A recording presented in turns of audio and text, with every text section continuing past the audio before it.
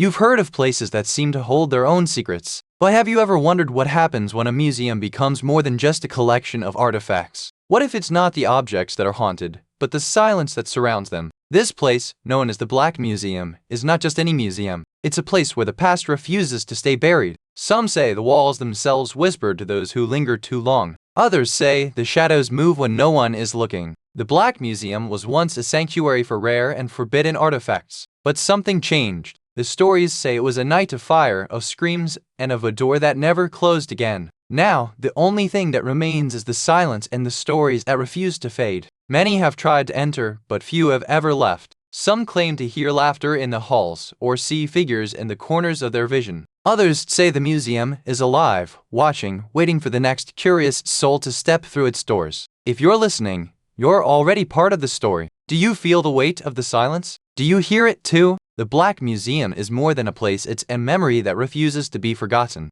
And now, it's time to step inside. You know, the Black Museum didn't start as a spooky attraction. It was once a grand, bustling medical school, where the air smelled of antiseptic and the halls echoed with the clatter of surgical instruments. But something shifted in the 1890s. The school's director, Dr. Alistair Vane, began collecting oddities, skulls, bones, preserved organs, and even a few bodies under the pretense of medical study. The locals whispered about the Black Museum, a place where the dead were kept for study, and where the line between science and something darker began to blur. Dr. Vane believed he was preserving history, but some say he was collecting souls. His obsession led to the first disappearances, and the museum's reputation grew both strange and sinister. By the 1920s, the museum had become a place of legend. Some say it still stands, hidden behind the city, where the air is heady and the silence is too loud. And now, we're here to uncover the truth. But first, let me ask, have you ever wondered what happens when science crosses the line into the supernatural? You know how sometimes the air just feels different, like the world has held its breath? That's how it started here. A hush, a wait, like the room was waiting for something to happen. The first visitor to the Black Museum noticed it too. A man in a tweed coat, wide-eyed and pale, said he'd felt a cold wind blow through the museum that day, even though the windows were closed. The next day, the museum's curator found a single feather on the floor, perfectly placed. Not from any bird in the building, and no one could say where it had come from. People started to notice things. The way the light seemed to avoid certain areas. The way the walls seemed to pulse, like they were alive. And the way the shadows didn't move when the lights did. You ever feel like the world is watching you? That's what it was like here. Like the museum itself was waiting, holding its breath, for something to happen. You remember the story of the Black Museum, don't you? A place where history was locked away, but never truly buried. And then, one night, it all went missing. It was the night of the full moon, and the museum was empty except for the curator. He'd been working late, cataloging the last of the artifacts. But when he turned around, the room was silent and the display cases were empty. They say the museum itself was the thief, that it took everything it had been built to hold memories, secrets, lives, and in its place, it left only silence. No one knows what happened that night. No one saw a thing, but the museum still stands and the stories still whisper. And now, it waits for the next curious soul to come looking for answers. I still remember the first time I heard about the Black Museum. It was from an old friend. Someone who had visited the place years ago and never spoke of it again. She said the air smelled like burnt sugar and forgotten secrets. One night, a retired teacher named Margaret claimed she saw a figure in the window, holding a lantern like it was a child's toy. She said it blinked at her, then vanished into the fog like a ghost in a dream. Then there's the man who claimed he saw a ghostly hand reach out from the walls during a storm. He said it was trying to pull him in, but he ran, and the hand just faded like smoke in the wind. And don't forget the most recent account. A college student who said he saw a light in the window late at night, then woke up in the morning with a message scrawled on his mirror in his own handwriting. Don't look back.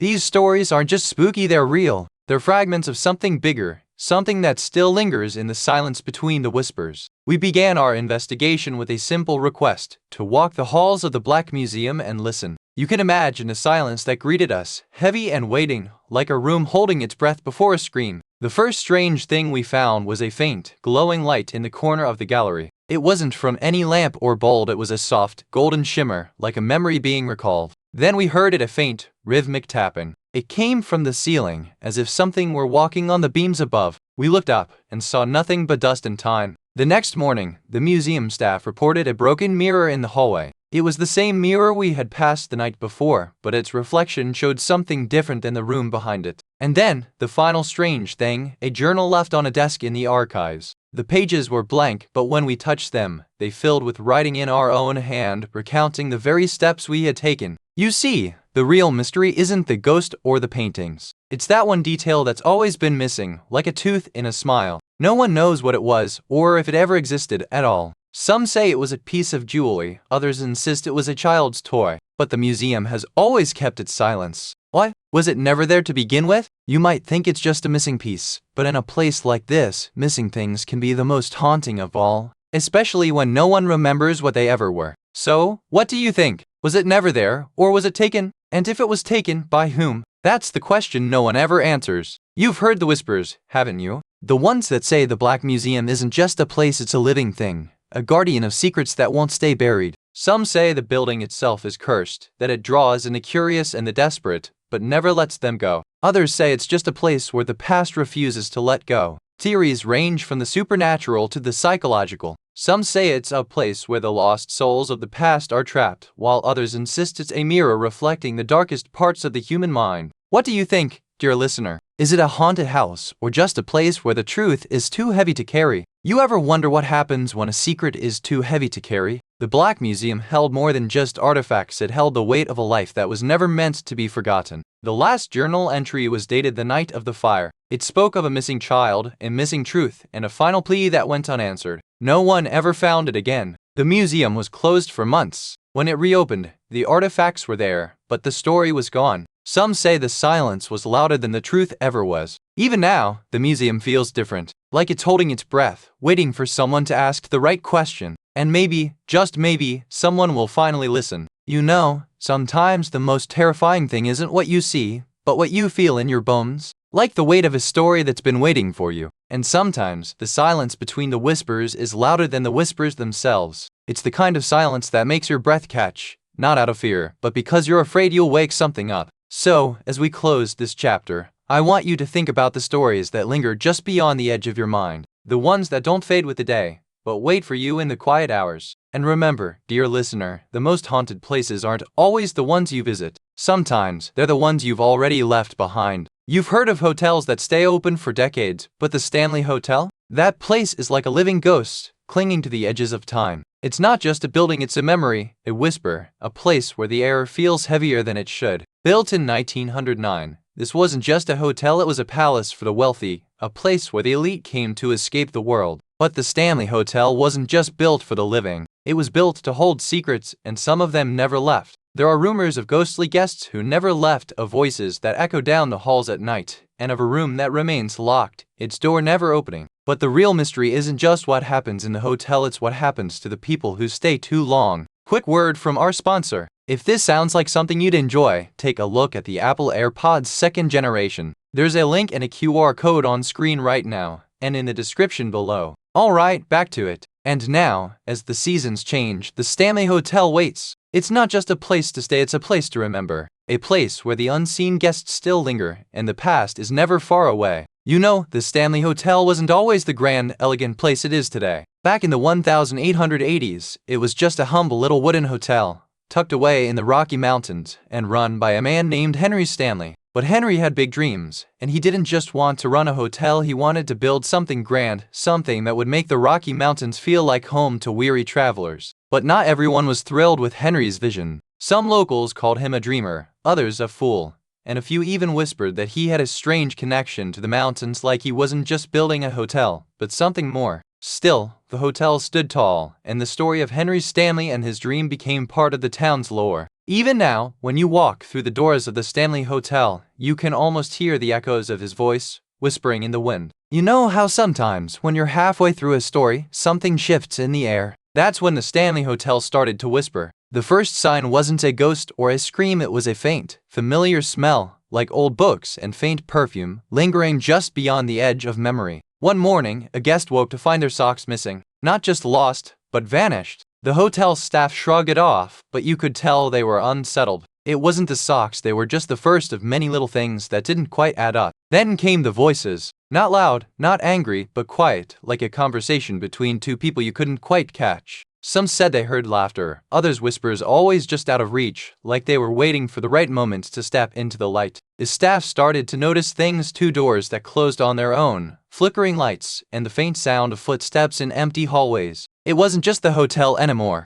It was something else, something that had been waiting for the right moment to show itself. And then, just like that, the first real sign of something truly wrong. A guest awoke to find their reflection in the mirror, but it wasn't them. It was someone else, standing there, just as confused as they were. You ever notice how some places hold their secrets tighter than others? The Stanley Hotel, with its grand halls and hidden rooms, seemed to know exactly when to let the past slip through. In 1916, a young woman named Lillian St. James vanished without a trace. The last anyone saw of her was her footprints in the snow, leading to a locked room with no sign of struggle. The note was written in a trembling hand, asking for help, but help never came. The only thing that remained was the cold silence of a room that had never been touched again. They say the hotel still waits for her, for the moment she'll step through that door again. The snow will stop, and the silence will break. I've heard from several guests who swear they saw the Stanley Hotel's ghosts moving through the halls like shadows. One man said he saw a figure in a 1920s flapper dress walking down the main staircase, but when he tried to follow, she vanished into the wall like smoke. Another guest, a retired teacher, described a woman in a 1940s housecoat who appeared in her room in the middle of the night. She didn't speak, just stared at her with eyes full of sorrow, then disappeared when the lights flickered. Some guests say the hotel's ghosts don't just appear, they vanish in the blink of an eye. One man described a ghostly figure of a man in a suit standing at the front desk, but when he turned around, the desk was empty and the man was gone. And then there's the most common story of all. Guests say they feel watched, a sense of being followed, even when they're alone in their rooms. One woman told me she felt a cold breath on her neck in the middle of the night, like someone had leaned in close to whisper. The investigation began with a single, whispered name: the woman in the library. We followed the trail of old hotel records and faded hotel employee logs, each page a brittle whisper of the past. What we found was more than a ghost story, it was a mirror. One of the earliest clues was a faded Polaroid, half hidden in a desk drawer. It showed a woman in a dark dress sitting alone in the library, her back to the camera. The photo had been taken in the 1950s, but the woman's eyes seemed to follow us as we studied it. The deeper we dug, the more the stories became layered accounts of a woman who had stayed at the hotel during the 1920s, a woman who had vanished without a trace, and a woman who had never left at all. It was as if the hotel itself was remembering her. One investigator, a retired librarian, recalled a story from an old guest who had once said, "She never left the library, but she always knew when you were watching." It was a chilling reminder that some places hold on to the past longer than we do. And then there was the final clue, an old employee's journal, written in a trembling hand. It described the woman as a ghost in the library who never spoke, but who listened. She was always there, and she always knew. You know, the thing that's always bugged me is this one detail that has never been explained. The only thing they ever found at the scene was a single, perfectly folded white handkerchief. No fingerprints, no DNA, just this handkerchief. You'd think the investigators would have made a bigger deal out of it, but it's like it was just there, waiting for someone to notice. It's been decades, but they still haven't figured it out. Maybe that's the real ghost, something that refuses to be explained, lingering in the silence between the stories. And you know what? I think it's still there, waiting, just like the rest of them. The unseen guests of the Stanley Hotel. You've heard the stories, but some locals say the real ghosts aren't the ones in the hotel. They whisper about the ones who came before, the people who never left. What if the hotel is just a mirror, and the real haunted place is the town itself? Some say the hotel ghosts are just echoes of the people who live here, their lives folded into the walls. But others believe the real mystery is the townspeople who vanish without a trace, never to be found. What if the hotel is just the beginning of something much darker? There's talk of a secret tunnel beneath the hotel, a place where the living and the dead meet. Some say it's where the missing go, and some say it's where the hotel's ghosts go to hide. What if the hotel is just a doorway, and the real mystery is what's on the other side? And then there are the ones who say the hotel never really left, that it's just waiting, like a story that's been told too many times. What if the real mystery is not what happened here, but what we've forgotten about the people who were here? You know, sometimes the most haunting questions aren't about ghosts at all, they're about what happened to the people who vanished without a trace. In the 1960s, a woman named Evelyn Hart disappeared from the Stanley Hotel. No note, no body, just a room that had been left untouched for years. No one ever found her, but some say the room still waits like a silent witness to a mystery that refuses to be solved. And here's the kicker. Her name was never even listed in the missing persons files. Just a room, a story, and a silence that's been echoing for decades. So, do you think she's still here? Or did she just walk away, leaving behind a mystery that the hotel has never been able to let go of?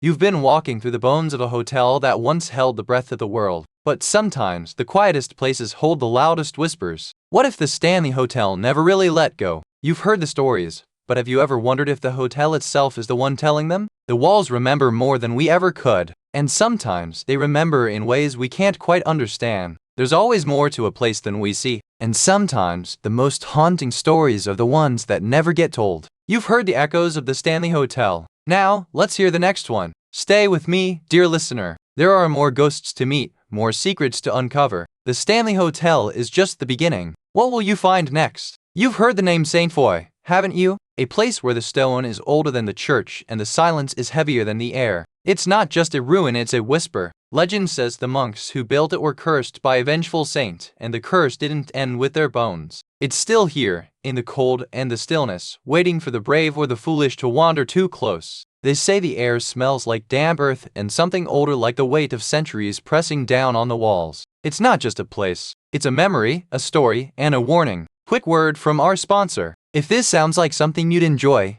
take a look at the Fire TV Stick 4K streaming device. There's a link and a QR code on screen right now and in the description below. Alright, back to it. Some say the Priory is still alive, breathing in the silence, waiting for the next visitor to walk its halls. And when they do, they never come back the same. You see it now, the Priory of Saint Foy, standing like a silent sentinel on the edge of a forgotten forest. It's not just stone and mortar, it's memory, layered like the pages of a book you can't close. Built in the 12th century by the French royal family, it was meant to be a place of peace and prayer. But peace? Not so much. The nobles who built it were as ruthless as they were devout. It was said the first abbess, Saint Foy herself, was not just a saint, she was a woman of fire and iron. Some say she was a witch, others say she was a rebel. But all agree, she died in this very place, and her death was not peaceful. The abbess's death sparked a fire that burned for 3 days. The people of the village said it was divine punishment, but others said it was a cover for something darker, hidden truth buried beneath the stones. And so, the Priory rose from the ashes, but not without its ghosts. The blood that was spilled here, the secrets that were buried, they all found a home in these ancient stones. And the stories? They've never stopped whispering. You remember how the air felt in that first visit, heavy and warm, like the breath of a sleeping giant. The silence wasn't empty, it was full of something waiting. There was a smell, too, a dampness that clung to your skin like a second layer, and the faintest trace of something sweet and wrong, like burnt sugar and old blood. The caretakers said the Priory had been empty for decades, but you noticed the doors were slightly ajar, as if they had been opened from the inside. And then there was the sound like a child's laughter, just out of reach, echoing down the corridors, but no one was there to answer. You told yourself it was just the wind or the echoes of time, but you couldn't shake the feeling that something had been waiting for you to come back. You remember the old saying, the past never dies, it just waits. Well, in this place, it didn't just wait, it hungered and it found a way to take one of its own. The girl was just 16, a novice in training, her face lit with the fire of youth and faith. She had no idea what she was walking into. They found her the next morning, her body cold, her eyes open, as if she had seen something no living soul should. But the real mystery wasn't what she saw, it was why she didn't run. They say she was taken by something that walks the walls, something that feeds on silence and fear. But I wonder, was it a ghost, or just a reflection of the sins that built this place? I once spoke with a woman who said she saw a figure in the cloister, standing beneath the old willow tree. She swore it was a woman, dressed in a long, dark habit, looking directly at her with eyes that seemed to hold centuries of sorrow. She said the figure didn't move, didn't speak, just stared until she turned away. But the next morning, she found her own reflection in the mirror, no longer her own, but that of the woman in the habit. Another witness claimed to hear the sound of weeping at night, not from the chapel, but from the crypt. They said the voices were not just one, but many, whispering in Latin, as if calling to the dead. One man swore he saw a light in the window, not from the outside, but from within the walls. He said it was a candle, burning on its own, with no one nearby, and when he tried to reach for it, it vanished like smoke. These are not just stories. They are fragments of something deeper, something that lingers in the silence between the stones. And if you ever find yourself in the Priory, remember, some doors don't close on their own. We began by tracing the Priory's last known records, and what we found was a trail of silence, no official closure, no final accounts. The last official document mentioned a mass exodus, like the villagers had simply vanished one by one, leaving behind only dust and a fading scent of incense. The local historian, a woman with a sharp tongue and a deeper sorrow, told us that the villagers left in fear. They said the Priory was no longer a place of prayer, but of something else entirely. She pointed to a faded map, where the Priory's location is marked with a single, blood-red cross. One letter, written in a trembling hand, spoke of a place that breathes, that watches, that waits. The writer signed it with a name we didn't recognize, but the message echoed the same fear that had driven the villagers away centuries ago. The deeper we went, the more the Priory seemed to reach out. We found strange symbols carved into the stones, and whispers in the wind that didn't sound like the wind at all. It was as if the place itself was trying to tell us something, but in a language we couldn't yet understand. And then, one night, we found something that made the hair on the back of our necks rise. A single, fresh footprint in the dust, leading away from the Priory and into the woods. It was the first sign that the place was not just haunted, it was still alive. You know, there's one thing about this place that still makes me shiver. No one can explain it, not even the monks who lived here. It's like the silence between the bells was louder than the bells themselves. The keepers of the Priory say the monks kept a ledger of every bell they rang, every prayer they said, but there's a gap in that record. Just one day. No bells, no prayers, no record of anyone being there. No one knows where the monk went. No one knows if he ever came back. All they know is that the silence didn't end. It just got louder, and the bells stopped ringing for one day, and never did again. So I ask you, dear listener, what do you think happened on that day? Was it the end of the monks, or the beginning of something far more terrible? The silence still lingers, and it's waiting for you to listen. You've heard the names, but what about the faces? Some say the Priory's ghost is a young woman, all in white, with a look of quiet sorrow. Others swear it's the face of a mother, weeping for her lost children. Have you ever wondered if the veil between worlds is thinner here? Some locals believe the Priory was built on a burial ground, a place where the living and the dead were never meant to cross paths. It's said the monks tried to bury the past, but the past never stays buried. Others claim the Priory is haunted by the spirit of a child, a little girl who wandered too far from her family and was never found. Her laughter echoes through the halls, and her footsteps are the only sound you'll hear at night. Theories vary, but one thing is certain. The Priory isn't just a place. It's a memory, a warning, a story that refuses to be forgotten. And if you listen closely, you might hear it whisper your name. You ever wonder what happens to a place when the truth slips through the cracks? The Priory of St. Foy isn't just haunted, it's a mystery with no answer, no closure, just silence. They found the body, yes, but no one knows who it was or how it got there.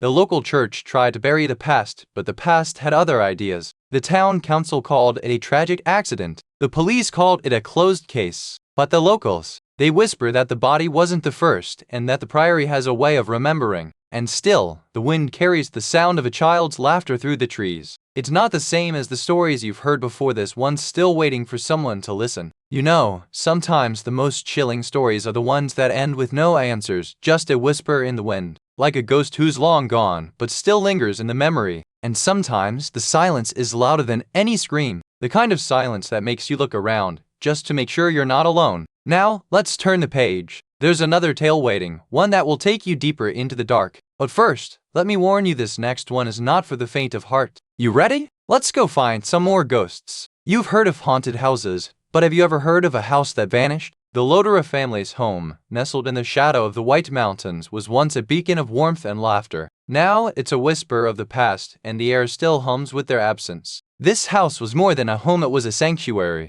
The Lodera family, 4 generations strong, filled its halls with music, stories, and the kind of love that made the walls themselves feel alive. But then, the silence came. You know, the Lodera family wasn't just any family. They were the kind of people who lived large, made waves, and left their mark on the town. You can almost imagine them sitting at the dinner table, arguing over the latest scandal, while the house echoed with laughter and the clink of crystal glasses. Their story began in the late 1800s, when a wealthy businessman named Charles Lodera bought this very house. He was a man of ambition, and he believed in the power of legacy. You can picture him standing on the porch staring at the dark woods, thinking about what he was about to build. Quick word from our sponsor. If this sounds like something you enjoy, take a look at the Amazon Echo Dove Teth smart speaker. There's a link and a QR code on screen right now, and in the description below. Alright, back to it. But the Lodera family wasn't just about wealth. They were also known for their eccentricities. Some say they had a habit of playing pranks on the townsfolk, like leaving mysterious letters in the mail or disappearing for days without a word.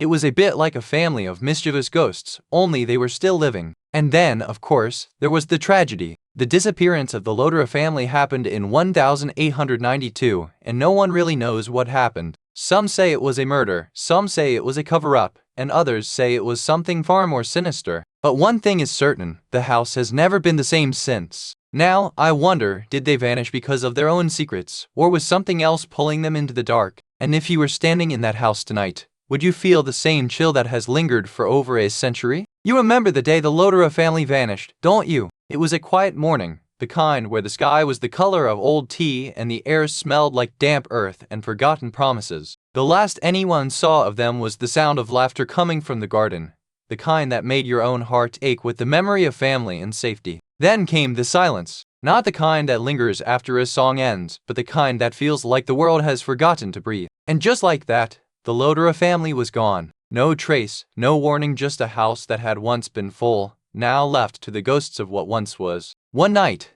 the Lodra family vanished without a trace. No struggle, no warning, just silence. The house sat empty, the fire still burning in the hearth, as if they'd simply stepped out for a walk and never returned. Neighbors heard nothing. The door was locked from the inside, and the windows were closed. The only thing left was a single child's shoe by the front door, as if the family had been interrupted mid-step. The note was never explained. No one knew where the family went. Some say they were taken, others believe they fled, but the house never stayed empty for long, not after that note was found. Now, when the wind howls through the trees, some say they hear laughter coming from the house. A child's voice, a woman's sigh, and a man's low whisper. But no one dares to go near the Lodra home at night. Some say the Lodra family's last evening was a dinner party, but others insist the house was silent, the air thick with the scent of burnt sugar and something else, something sweet and wrong. A neighbor claimed to hear a child's laughter, but when they peeked through the window, the house was still, the windows dark, and the laughter gone like smoke in the wind.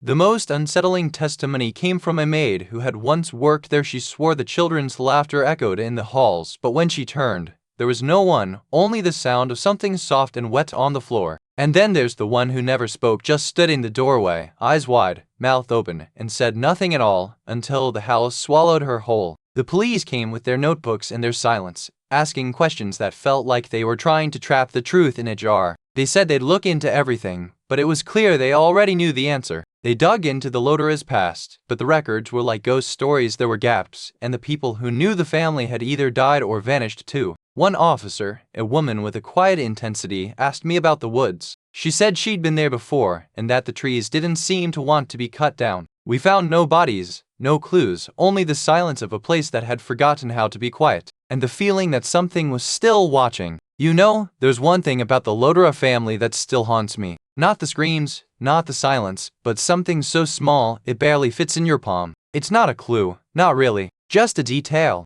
A pocket watch, left behind in the attic, its hands frozen at 3:17. Like time stopped the night they vanished. I've asked every historian, every local, every ghost hunter. No one knows where it went. It's not just missing, it's disappeared from memory, too. And that's the thing, isn't it? Not the ghosts, not the screams, but the silence that follows. The silence that never explains anything, just leaves you wondering. You've heard the names, but the stories keep changing. Some say the Lodra ghosts are just a family of lost souls. Others swear they're guarding something buried in the woods. What do you think? Are they mourners or messengers? Some locals believe the family vanished because they found something they shouldn't have. Others say the woods themselves are cursed. But what if the truth is simpler? What if they just didn't come back? Theories are like ghosts, they come and go. One minute, people talk about a hidden room. The next, they whisper about a witch's curse. But the one thing everyone agrees on? The Lodra family never left their house. And if you ever find yourself wandering near the old homestead at dusk,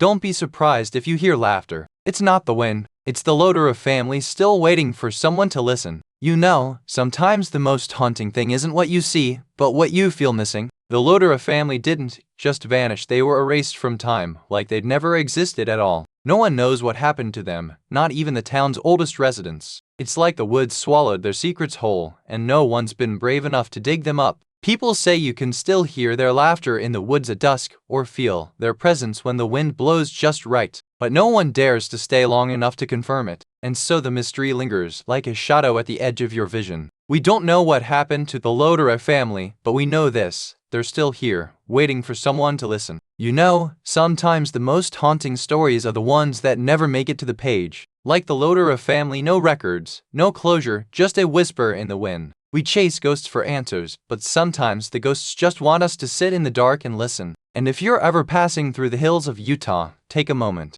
The wind might just tell you something. But let's not linger too long. There's always another story waiting, just beyond the next ridge. You've heard the whispers of the Priory of Saint Foy, a place that once stood tall in the heart of France, now reduced to a crumbling relic. It's said to be a place where the air feels heady, like the weight of centuries pressing down on the stones. This wasn't just a building, it was a home, a sanctuary, and a place of devotion. But something happened there, something that left an imprint on the land, and the echoes of that event still linger in the silence. The locals speak of a time when the priory was filled with the sounds of prayer and the scent of incense, but now it's a place where the wind howls like a mourning spirit, and the stones seem to breathe. You might think it's just the wind, but the stories say there's more to this place. Some say it's haunted by the souls of those who died there, others say it's a trap for the unworthy, and some say it's waiting for someone to find it. So, as we step into the story of the Priory of Saint Foy, remember this: the past doesn't stay buried. It waits, it watches, and it speaks to those who listen closely enough. You know, the Priory of Saint Foy wasn't always a place of ghosts.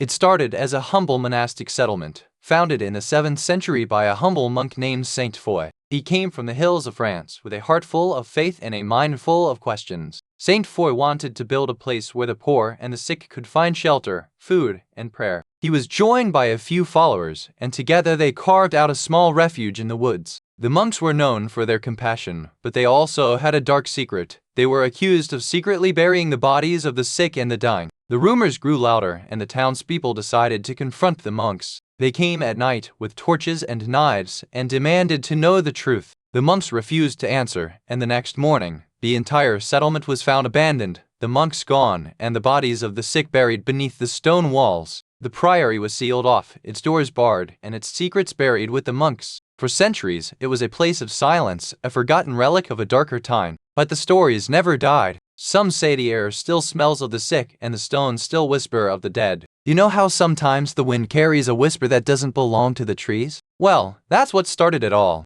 A faint, hollow sound, like someone was calling from the grave just before the sun dipped behind the hills. The villagers said it was just the wind, but I remember the way the old priest's face tightened when he heard it. He'd been there for decades, but that night, he swore the voice was calling his name. The first time I saw one, I thought it was a trick of the light, but the way it moved like it had a mind of its own made me wonder if the place had finally remembered what it had lost. Quick word from our sponsor. If this sounds like something you'd enjoy, take a look at the Kindle Paperwhite e-reader. There's a link and a QR code on screen right now, and in the description below. Alright, back to it. Some said it was the ghost of the prioress, others claimed it was the spirits of the lost, but I think it was the place itself trying to be heard, trying to be remembered. And then, the voices, not the kind you hear in a dream, but real, clear, and urgent, calling out from the silence, from the stone, from the air itself. And no one could say where they came from. You remember the rumors, don't you? The ones about the girl who vanished without a trace, leaving only her doll and a single candle burning in the chapel. The villagers whispered she was cursed, but I wonder if it was something else entirely.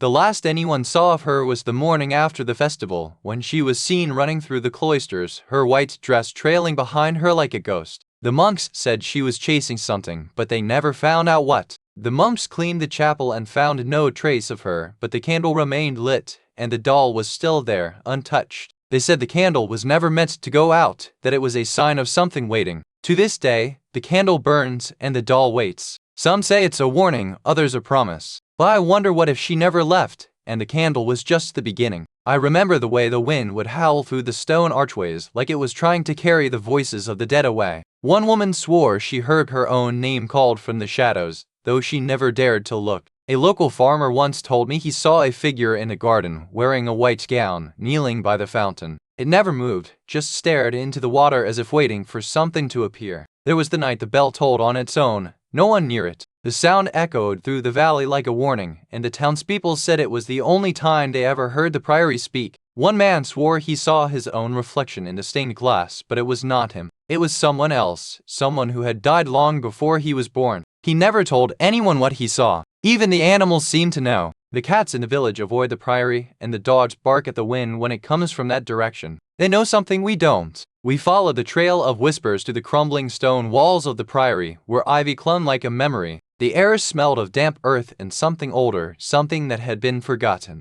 The first clue was a weathered diary, its pages brittle with time, its ink fading like the voices of the dead. It spoke of a secret room, hidden behind a false wall, where the last abbot vanished. We found the false wall, its surface smooth and unmarked, but when touched, it gave way with a whisper of dust and the scent of something like burnt sage and lavender. Behind the wall, we found a small, candle-lit chamber untouched by time. The air was thick, heavy with the scent of old wood and something sweet, like the last breath of a woman. In the corner, a small, iron-bound chest sat waiting, its lid slightly ajar, as if it had been opened recently. Inside, we found letters, journals, and a single locket, untouched by time. You see it now, don't you? That single, unbroken thread of silence in the archives, like the ghost of a forgotten hand reaching for the next page. No one ever asked why it was left untouched. The records stop at 1754. No entry, no mention. Just a gap that has grown wider with every passing year, like a wound that refuses to close. What if the priory wasn't built to house a saint,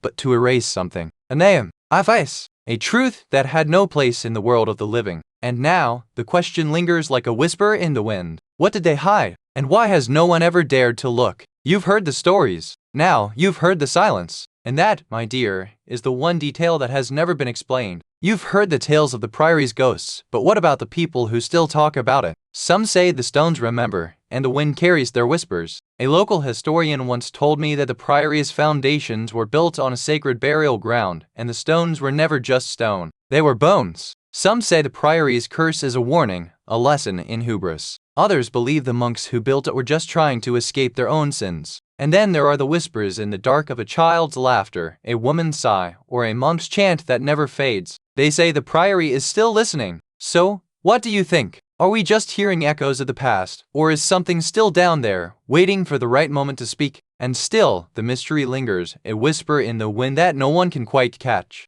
No body, no grave, no answers, just the silence of a place that refuses to let go. Some say the missing girl was never found because she never left. Others say she was taken by the very land that once sheltered her. But what if she never left at all? Every year, on the anniversary, people come to light a candle, to say a prayer, to remember. But some say they've seen a figure standing at the edge of the ruins, watching, waiting. And so, the priory remains haunted not by a ghost, but by a question that refuses to be answered. A place where the past is never truly buried, and the present is always haunted by what came before. You ever notice how the light fades just so, as if the world is holding its breath? That's the kind of stillness that makes you wonder if the air is holding something else, too. There's a silence here that doesn't feel empty, it feels like it's waiting for something, or someone, to return. And you know what they say about books, they don't just tell stories. Sometimes, they whisper. So when you leave this place, remember that the silence isn't gone, it's just waiting for you to come back and listen. Now, if you'll excuse me, I have another tale to share, one that's just as quiet and just as full of secrets. You've heard of the Hollowing, haven't you? That place where the light seems to vanish and the wind whispers in a language only the lost can understand. It's not just a ruin, it's a memory. A place where time seems to have stopped and the air smells of damp earth and something older than the stones. Some say the wind carried the voices of the dead and that the walls are lined with secrets that refuse to stay buried. But what do you think it is, really? A place of prayer, or a tomb for the forgotten, or something else entirely? Whatever it is, it's waiting.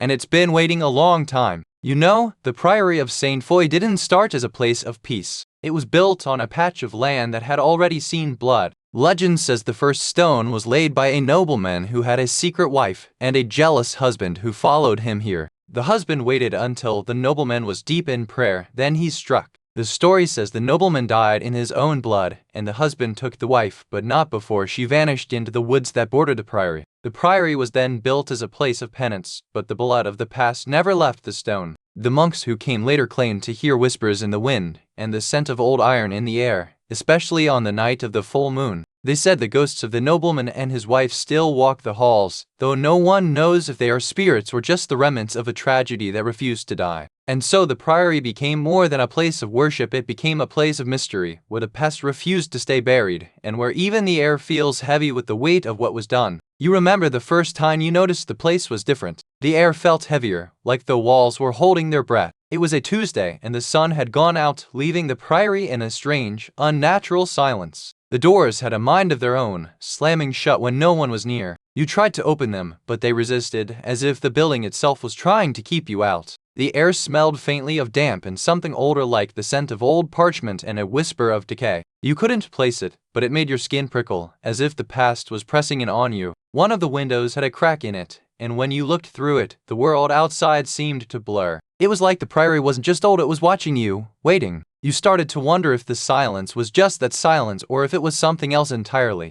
A presence, maybe. Or maybe the place had finally remembered who it was. You remember the way the wind howled through the cloisters, like it was trying to carry something away. The monks said it was the voice of the lost, but I swear, when I stepped into the chapel, it felt like the air itself was holding its breath. One night, during the Feast of the Innocents, a young novice vanished. No one saw her leave. The bells rang, the mass continued, and she was gone. The only clue was a single, folded prayer shawl found in the crypt, still warm to the touch. The last thing anyone saw was her reflection in the chapel window, just before the bells tolled. She was standing there, but her face was blurred, as if she had stepped into the glass. And then the light went out, and she was gone. Quick word from our sponsor. If this sounds like something you'd enjoy, take a look at the Stanley Quencher 40Oz tumbler. There's a link and a QR code on screen right now, and in the description below. Alright, back to it. To this day, if you listen closely in the dead of night, you can still hear her whispering in Latin. It's not a prayer, it's a question. Who am I? Who am I? And if you look closely, you might see her standing in the reflection of the window, just beyond the glass. But if you blink, she's gone. Like she never existed at all. I've spoken to several locals who claim to have seen the figure of a woman in white wandering the ruins at dusk. One man said she vanished into the shadows as if she'd never been there at all. Another told me she was heard laughing in the night, a sound that made the hair on the back of your neck stand on end. No one could find her, and no one knew where she came from. A retired teacher shared a story about a child who claimed to see the woman in the mirror. She was always there, but when the child turned around, she was gone. One man even said he saw her at the gate, waiting for him. He didn't go near her, but he told me he felt her presence like a cold wind on his skin. These are not just stories, they are pieces of a puzzle, and the more we listen, the more the pieces begin to form a shape that we can't quite name. We began by walking the grounds, eyes peeled for signs that the priory had been more than a place of worship. The stones here are older than memory, and yet they seem to hold their breath. One of the monks, a quiet man named Brother Thibault, told me about the hollowing, how the priory had once been filled with voices, but now it's just silence, like the breath had been stolen. The deeper we dug, the more we found fragments of the past, letters, records, and a name that kept coming up: Marguerite de Vigny, a nun, a healer, and a woman who vanished without a trace. Some said she had been taken by the villagers, others believed she had gone mad and left of her own accord. But the records said she had been seen the night before her disappearance, walking alone in the woods, humming a lullaby. And then there was the smell of the faint, sweet scent of lavender and something else, something metallic, that clung to the air like a memory long forgotten. We found nothing, but we felt something. The priory was not empty, it was waiting, and we had only just begun to listen. You've heard the tales of the priory's silence, the whispers in the stone, the cold that lingers long after the sun has set. But there's one thing that's always been left hanging: why the monks never wrote about the final days of the last abbot. Some say he vanished without a trace, others say he was taken. But no one can say for sure what happened to the abbot who once held the keys to the priory's secrets and who, in the end, held the only key to its truth. There are no records, no witnesses, no body, just the echo of a bell that never rang again. And that, my dear friends, is the one detail that has never been explained. So, what do you think? Was it a curse, a betrayal, or something far more insidious? The priory has its secrets, but perhaps the greatest mystery lies not in what happened, but in what was never told. You know, some folks say the nuns didn't vanish, they were taken.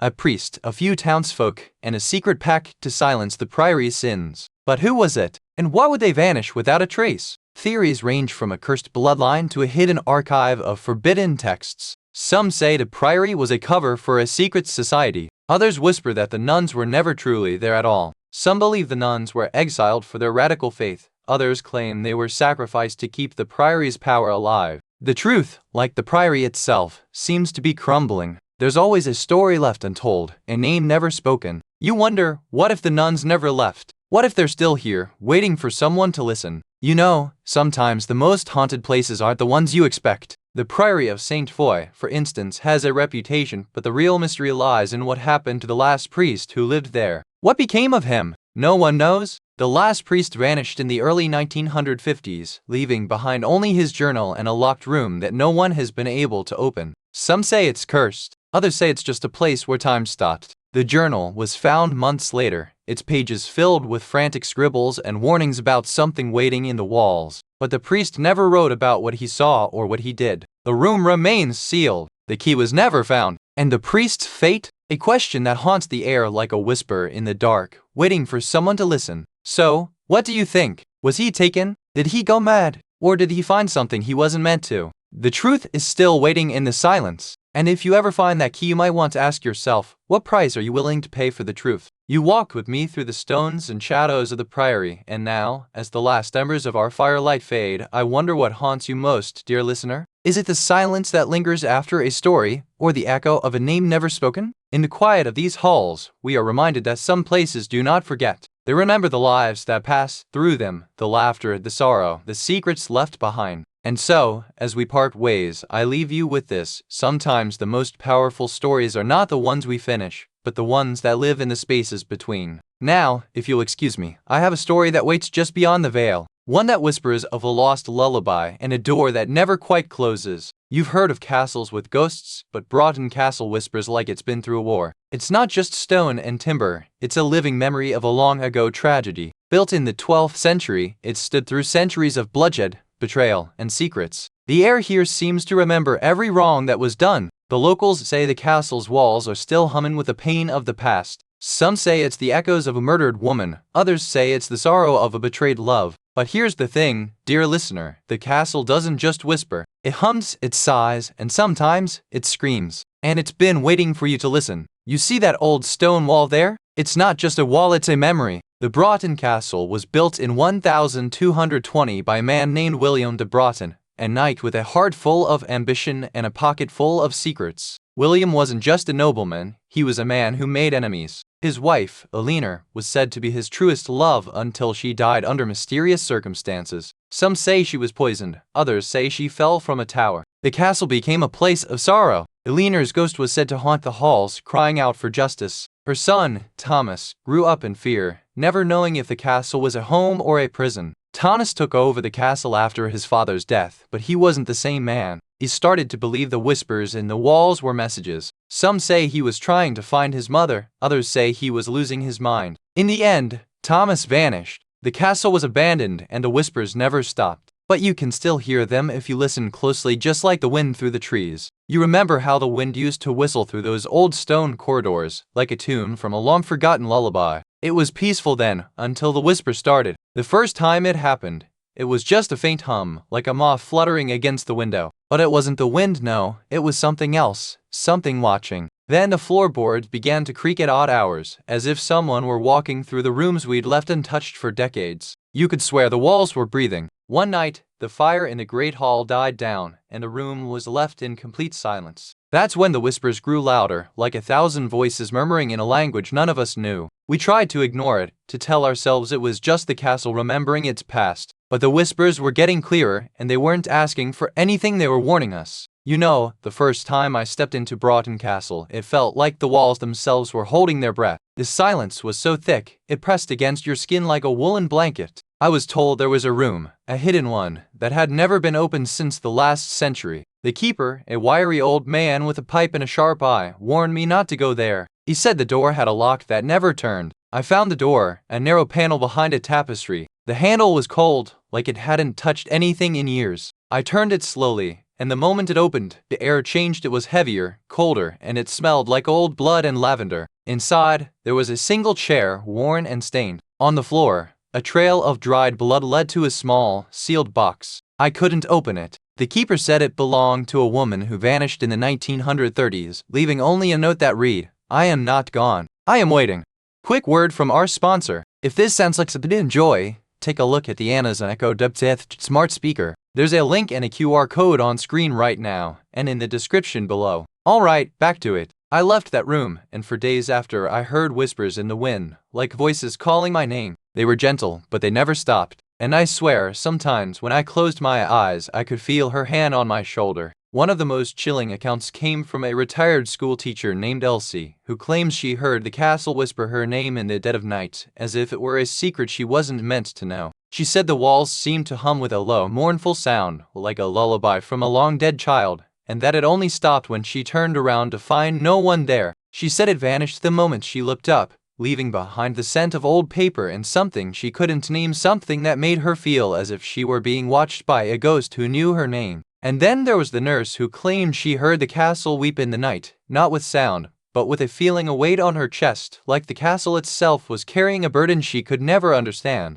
These stories don't just haunt the castle, they haunt the people who hear them, leaving them wondering if the castle is alive, or if they are simply being watched by something that knows them better than they know themselves. The first thing they noticed was the silence. Not the kind of silence you find in a quiet room, but a silence that felt like it had been waiting for them. Then came the whispers, so faint they almost weren't there, but they were. A voice, not quite human, not quite lost, echoing through the corridors like a forgotten memory. The names in the diary were real, the dates were real, but the events, those were impossible. A ghostly presence, a hidden room, a final act of defiance that defied time and reason. As they moved deeper, the castle seemed to shift. The walls felt colder, the air heavier, as if the very architecture was holding its breath, waiting for something to happen. And then, they found the room. No one had ever seen it, not in over 100 years. But the door was open, and the air inside was thick with something that wasn't quite air at all. You know, there's one thing that has never been explained. The one detail that haunts the castle more than the whispers themselves. It's not the missing child, or the lost heir, or the love that went unspoken. It's something else entirely. Something that lingers in the air like the scent of an old secret. No one can say for sure what happened on that night. No one can say why the screams stopped so suddenly. No one can say why the castle remembers. The mystery isn't just in what happened, it's in what was left behind, and in the silence that followed. So, what do you think? Was it a mistake? A secret? A warning? Or just the castle's way of saying, I remember? Some say the castle's stones still remember the screams of those who dared to stay too long. Others whisper that the walls hold secrets older than the castle itself, stories of betrayal, love, and madness that refuse to fade. Local historians believe the whispers may have roots in the 16th century, when a noblewoman was accused of witchcraft and locked in a tower. Her last words, said to be a plea for her children, are still heard in the wind that howls through the high windows. A few locals still visit Broughton Castle for the thrill of the unknown, hoping to catch a glimpse of the past, or maybe a glimpse of something that doesn't belong. Whether the whispers are real or just the product of a curious mind, one thing is certain: Broughton Castle has a voice, and it's not one you forget easily. You know, sometimes the most haunting things aren't what they seem. The castle may have its ghosts, but the real mystery lies in the silence between the whispers. The last known witness to the incident was a young woman named Clara, who claimed the castle was alive in a way no one else could hear. Despite decades of investigation, no one has been able to confirm what happened that night. It's as if the castle itself has chosen to protect its secrets. And so, the castle continues to whisper, not to scare, but to remind, that some stories are meant to linger, not be solved. You've walked the halls of Broughton Castle, felt the whispers in the stone, and now you're left with the echo of a story that lingers like smoke in the air. What do you think lingers here, beyond the walls? It's not just the ghosts that haunt us, it's the questions we carry. What do you think the castle is trying to tell you, if it can still speak at all? And if you ever find yourself walking these halls again, remember, some stories don't end. They just wait for the right moment to begin again. Now, as the fire fades and the wind picks up outside, I'll leave you with this. What will you carry away from Broughton Castle, and what will it carry from you? You've heard of Paris, of course, but have you ever imagined its bones? Beneath the city's elegant streets, there lies a place where time folds in on itself, and the air smells of damp stone and forgotten prayers. These catacombs aren't just a tourist trap, they're a labyrinth of human history, where thousands of bodies were once stacked in a desperate bid to save space in the city's overcrowded cemeteries. The locals call it the Whispering Catacombs for a reason. There's a sound you can't quite place, like voices in a language that's been lost for centuries, or perhaps a warning from the dead. And now, you're here. You're standing at the edge of something ancient, something alive. The air is thick with the weight of history, and the silence is louder than any sound. You know, the first catacombs weren't built as graveyards. They were a solution to a very real problem, a city outgrowing its space. Paris in the 1700s was a place of chaos, with bodies piling up in cemeteries. The idea came from a doctor named Pierre Barrière, who suggested the bones of the dead be moved to make room for the living. It wasn't a kind thing to do, but it was a necessary one. But the bones weren't the only thing being moved. The dead had families, and some of those families were not happy about being forced to bury their loved ones underground. Over time, the catacombs became more than just a place for the dead. They became a secret hideout, a place of both fear and fascination. And that's where the whisper started. It wasn't long before the stories began to spread. Some said the dead could hear you. Others said they would come for you. But what they all agreed on was this: the catacombs weren't empty. And so, the history of the catacombs became more than just a story of bones. It became a story of memory, of loss, and of the quiet, unbroken silence that lingers in the dark. You remember the way the air changed, the way it felt like the world had taken a breath and held it. The first signs were subtle, like the whisper of a breeze through an old window, but it wasn't the wind at all. The stones beneath their feet seemed to hum, not with sound, but with a presence that made the hairs on the back of your neck rise. It was as if the city itself had paused to listen. Then came the voices, not loud, not clear, but just enough to make you turn your head. A woman's voice, low and tired, calling out from the dark, not to you, but to someone else. You thought it was your imagination, the kind of thing that lingers in the mind after a long day. But the next morning, the baker down the street said he'd heard it too, and he hadn't slept a wink. And so, like the first drops of rain before a storm, the whispers began to grow. Not in sound, but in feeling, in the way the air seemed to press against your skin and the way your pulse echoed in your ears. You know, the real horror isn't always the ghost, it's what happens when people vanish without a trace. One night, a young woman named Elodie disappeared into these tunnels, and no one ever found her. Her last known location was a crumbling stone archway, where the walls were etched with old Latin prayers. The police said she'd been walking alone, but no one remembers her ever being there. The last person to see her was a baker named Henry, who claimed she was chasing a sound like a whisper in the stone. He said it wasn't a voice, but something watching. They never found her body, but the locals say she's still there, trapped between the world above and the world below. Some say the whisper is her trying to find her way back. And if you ever hear a whisper in the dark, don't follow it. Some places don't want to be found. I once spoke with a Parisian historian who swore he heard the catacombs whisper in the dead of night. He said the words were old, like the bones themselves, and they never repeated. He told me of a woman who claimed to hear a voice calling her name in the tunnels, only to find herself alone, the sound fading like mist in the morning. One man said he saw a figure in the distance, dressed in 18th century garb, their face hidden beneath a hood, moving like a shadow through the endless corridors. The most unsettling account? A tourist who said the catacombs didn't just whisper, they sang, a low, haunting melody that seemed to come from the walls themselves. Quick word from our sponsor. If this sounds like something you'd enjoy, take a look at the Kindle Paperwhite e-reader. There's a link and a QR code on screen right now, and in the description below. Alright, back to it. No one can agree on what they heard, only that it was real, and that it was never the same for any of them. We followed the trail of whispered names and half-remembered tales to the old catacombs, where the stone walls still hum with the ghosts of those who once lived and died here. You can almost feel the weight of history pressing in on you. The air was thick with something old like the scent of damp earth and a faint metallic tang. It wasn't just the smell of the catacombs, it was as if the walls themselves exhaled their secrets. In the corner, a small altar stood, covered in ash and dust. The remains of a candle burned low, casting flickering shadows that danced like memories trying to escape. The final clue was a journal, tucked beneath a loose brick. It was written in a trembling hand, and the last page was filled with a single line: "They are not gone. They are waiting."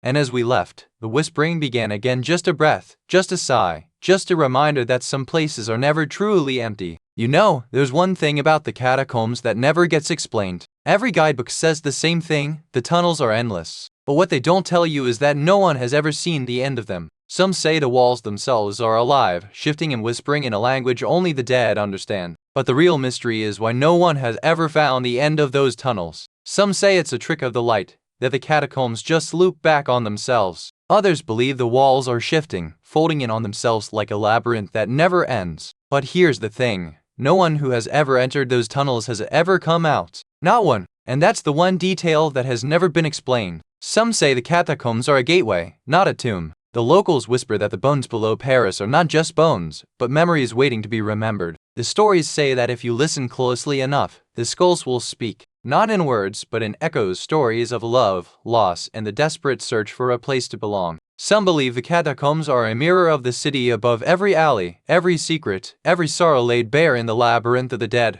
And then there are those who say the catacombs are alive, that the bones are not just remnants of the past, but the living echoes of those who once called Paris home. No one knows for sure what waits in the dark, but the whispers are always there just beneath the surface, just beyond the reach of the living. You know, the real mystery isn't the ghost, it's the silence. No one knows what happened to those 15 poor souls who vanished in the 1800s. Not a single body was ever found. Just a whisper in the dark, and a name that's been erased from the records. The police closed the case as a mystery disappearance, but you can feel the weight of the unknown pressing down on every stone in those tunnels. No one ever questioned why they were there in the first place. Some say it was a smuggling ring. Others insist it was a secret cult. But no one can say for sure, and that's what makes it so haunting. No one ever got to say goodbye. You can't help but wonder, what if the whispers are still trying to tell us something? What if the truth is still buried, waiting to be found? And what if we're not the first to hear them? So here's the thing, my dear listeners, sometimes the most terrifying stories are the ones we can solve. Sometimes they're the ones that keep whispering, long after we've turned off the lights. You've heard the whispers in the catacombs, felt the cold touch of the past,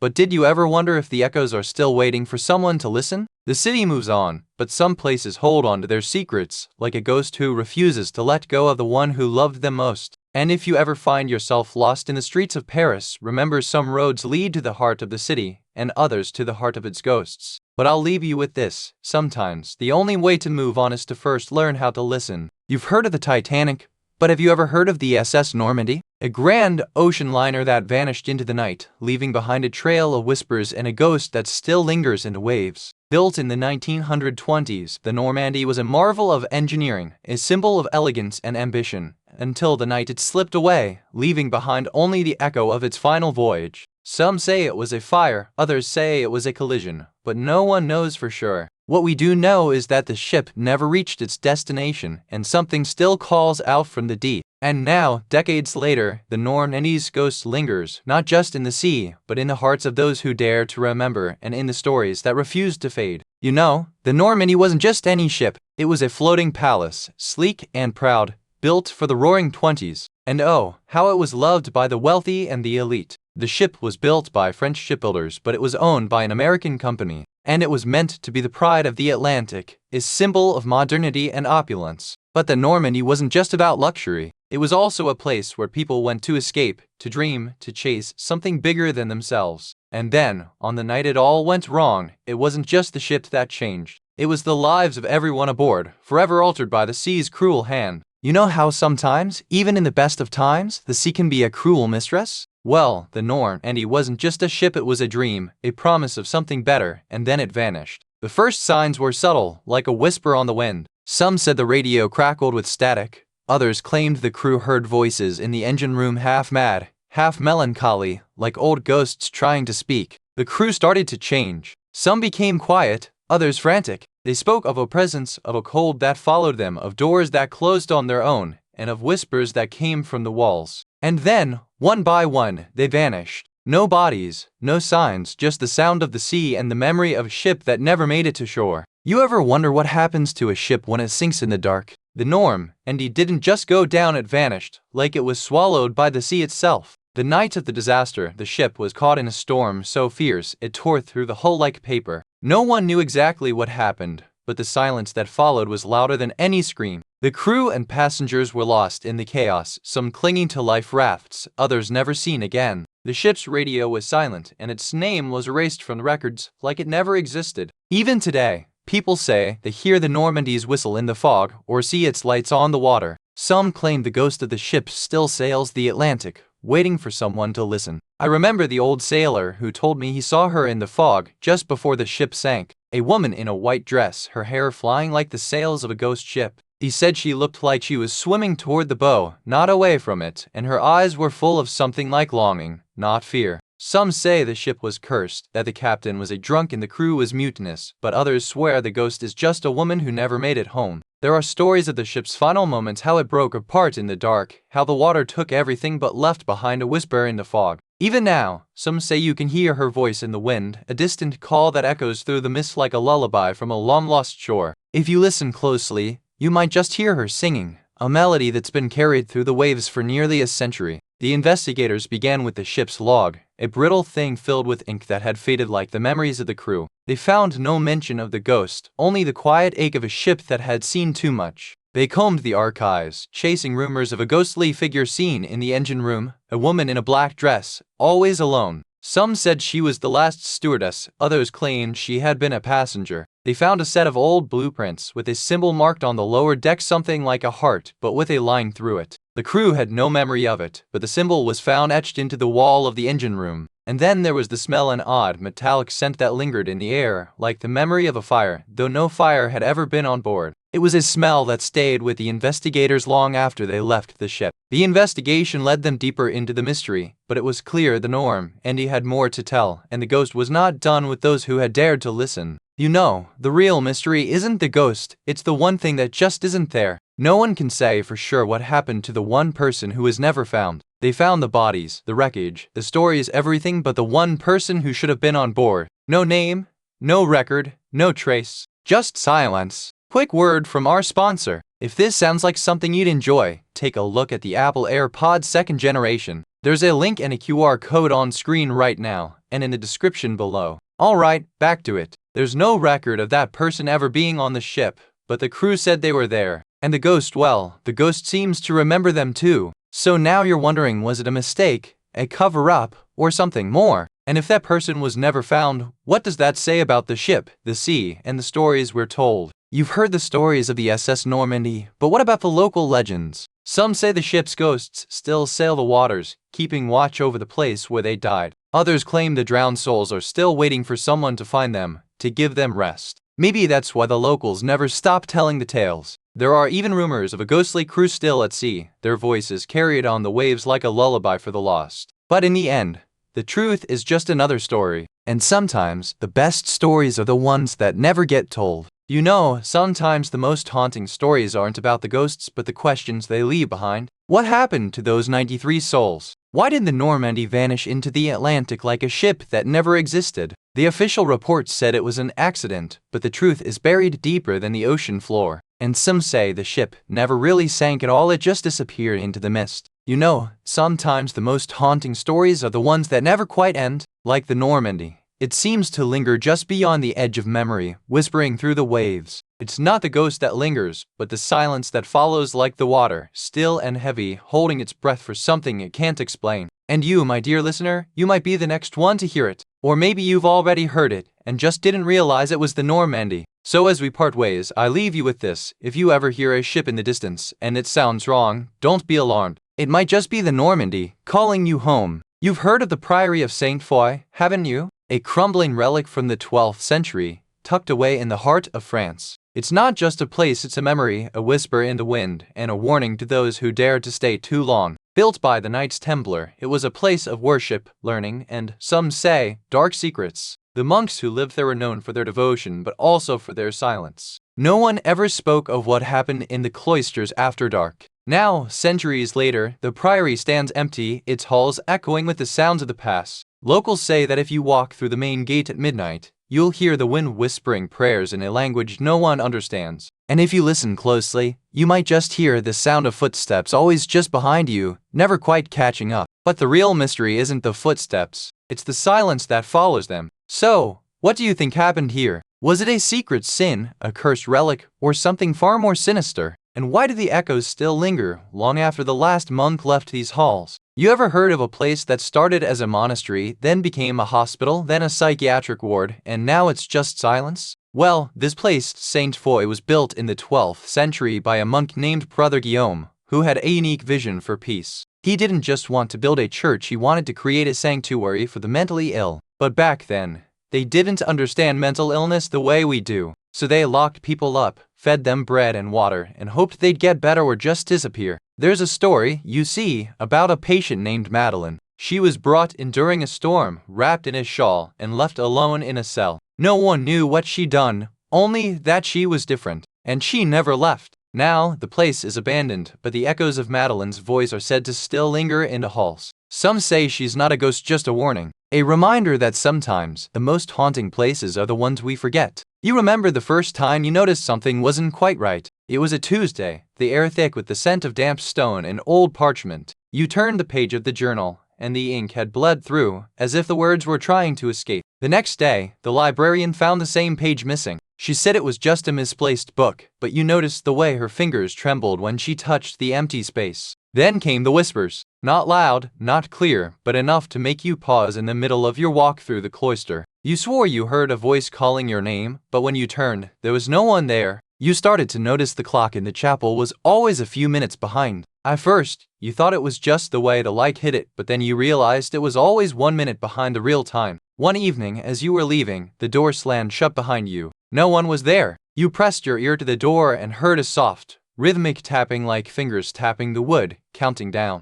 You remember the sound of the wind through the trees, how it always seemed to carry whispers, don't you? But on that fateful night, it was different, like a low, mournful hum, as if the earth itself was holding its breath. The last known sighting of her was near the priory's crumbling gate, where the path splits into two. She had gone to check the well, just like she did every summer, but she never came back. They found her boots still by the well, though her body was never recovered. The locals say the well was cursed, that it swallowed the innocent, but I think it's more than that. The last letter she wrote was left in the priory's chapel, with a single rose pressed between the pages. It read, "I heard her voice in the well, and it wasn't mine." To this day, no one knows what happened to her, but the well still whispers at night, and the wind still hums with her name. You've heard it, haven't you? I've spoken to dozens of people who claim to have seen the priory at night, but one account stands out. A woman named Eleanor said she saw the lights flicker like a dying star, then vanish, and she swore she heard a woman's voice calling her name. She said the voice was soft, like a lullaby, and it echoed through the trees. She didn't run. She stood there, frozen, until the fog rolled in and swallowed the place entirely. He said it moved like smoke, not like a person, and when he tried to follow, it disappeared into the wall, as if it had never been there at all. One of the most chilling stories comes from a local historian. He said he once walked the priory at night and saw a glowing symbol carved into the stone, the mark of the old order that once ruled here. He didn't know what it meant, but he said it felt like the priory was watching him, like it was waiting for someone to come back, or for something to wake up. We arrived at the priory with a team of historians, and the first thing we noticed was how quiet it was, too quiet, as if the stones themselves were holding their breath. The air smelled of damp earth and something older, like the scent of time itself, wrapped in a shroud of dust and forgotten prayers. One entry spoke of a girl who vanished in the night, her laughter echoing through the cloisters. It ended with a single word, repeated over and over, "Come back."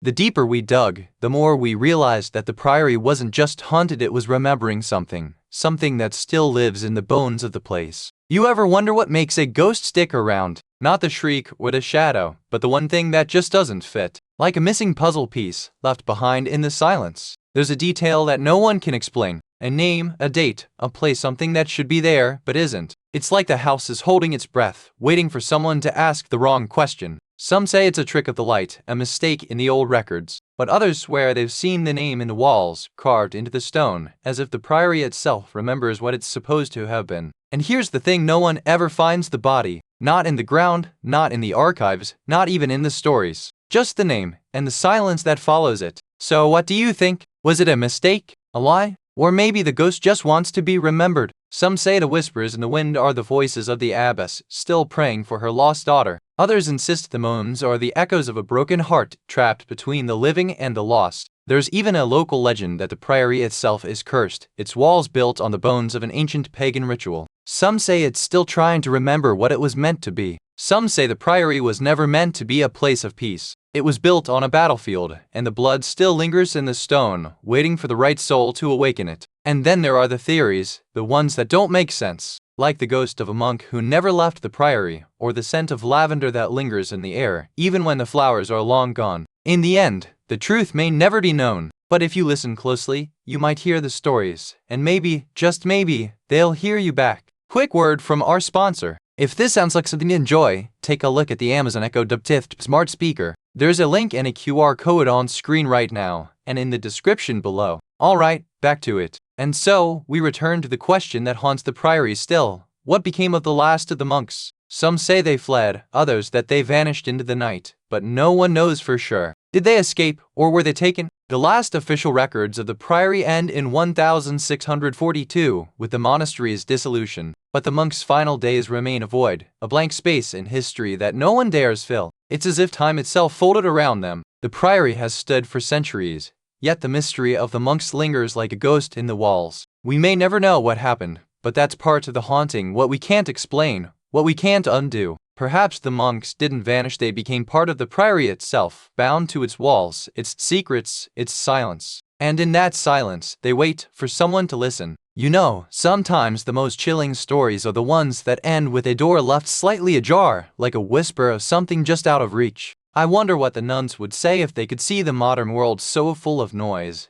yet so often silent in its own way. The priory may be silent now, but its secrets are never far from the edges of our dreams. And as the wind picks up, you can almost hear the echo of a voice calling from the past. So, before we move on, I'll leave you with this. Sometimes the most haunted places aren't the ones that scream, but the ones that simply remember. You've heard of the woods that whisper, but have you ever heard the Hainault forest speak? This ancient stretch of land, tucked between the shadows of Belgium and France, has long been a place where the air feels heavy with secrets. It's not just the silence that unsettles you, it's the way the trees seem to lean in, like they're listening. And in the quiet, you might swear you can hear the rustle of unseen feet, or the faint sound of a child's laughter echoing through the pines. But there's more to this place than just stories. The Archives, a crumbling stone structure at the forest's edge, is said to hold the true history of the Hainault. And if you dare to enter, you might find more than just forgotten records, you might find the past refusing to let go. So, if you're feeling brave, I'd suggest you take a walk through the Hainault forest. But be warned, once you step into its depths, you may never be the same again. And some say, you might not even be alone. You know, the Hainault forest isn't just a place, it's a character in its own right.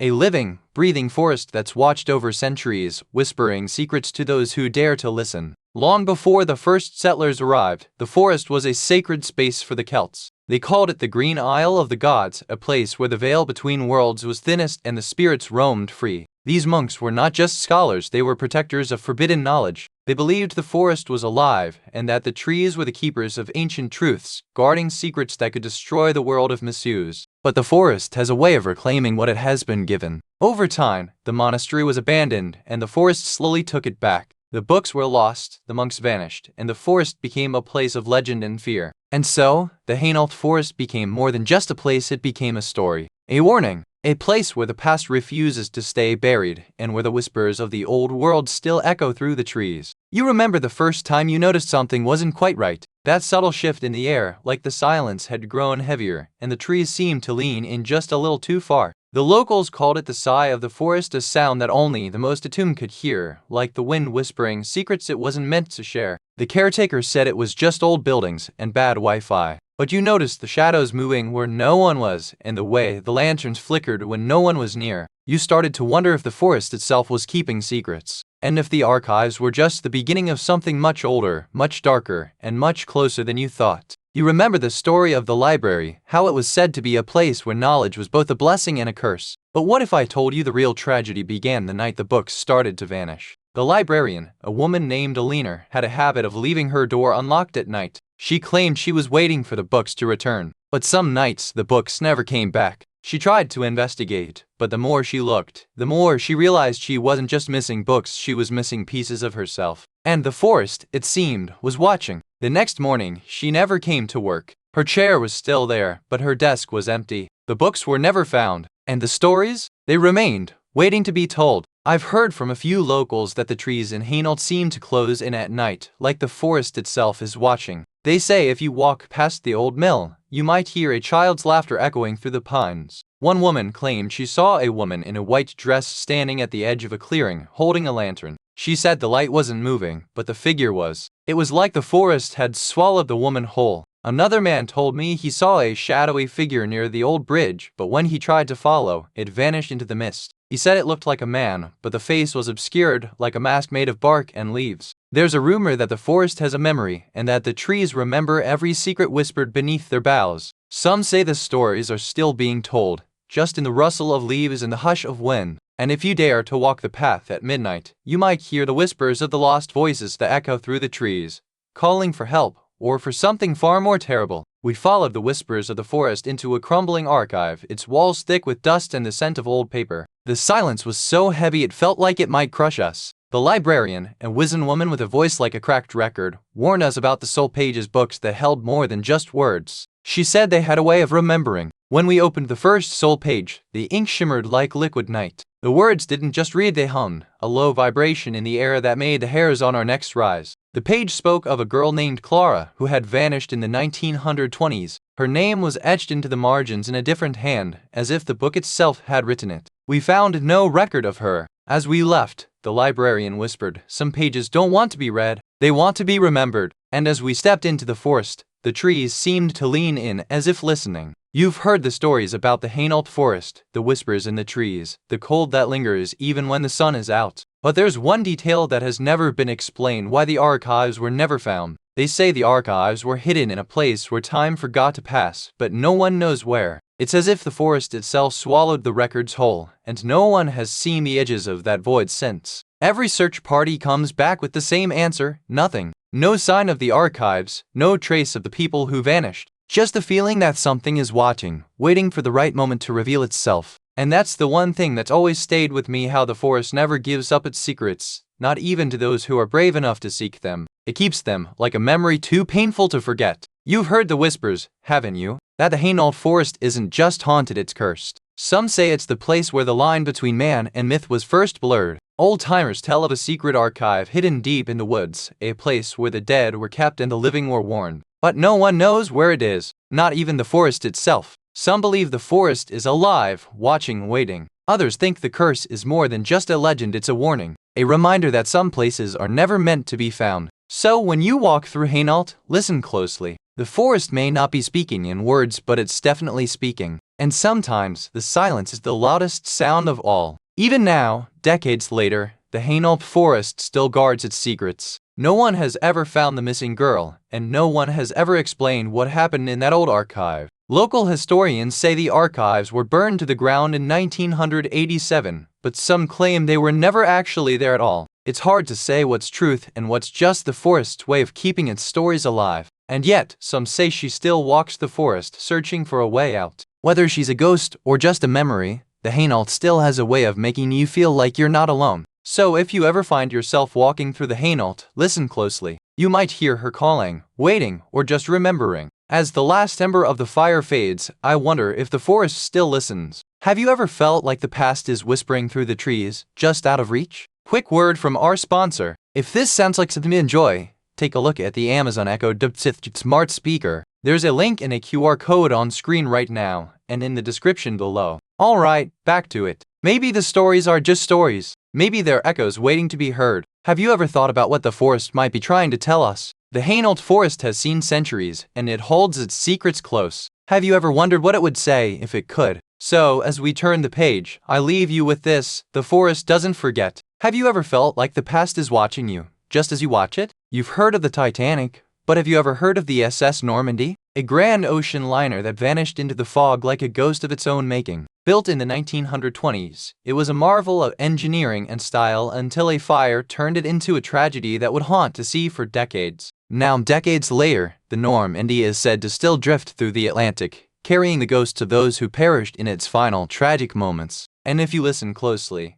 just beyond the sound of the waves, you might hear the faint cry of a woman calling for help, echoing from a place no one should ever return to. So, if you ever find yourself near the coast at dusk, remember this: some stories aren't meant to be forgotten. They're meant to be remembered and feared. You know, it's not every ship that gets named after a French naval vessel, but the SS Normandy was more than a name, it was a promise of luxury and speed. Built in the 1930s, it was the pride of the French line, a symbol of their ambition to outshine the American liners. The ship was meant to be the fastest, the most elegant, the most luxurious. It had grand lounges, a sky bridge, and even a swimming pool. But you know what they say: when you build a ship to impress the world, you're always chasing the next big thing. But the Normandy had a dark side too. It was built in the shadow of the Great Depression, and with it came whispers of debt and desperation. The French line needed the ship to make money, and they were willing to take risks to make it happen. And then there was the question of who would sail on it. The Normandy was more than a ship, it was a stage for the wealthy,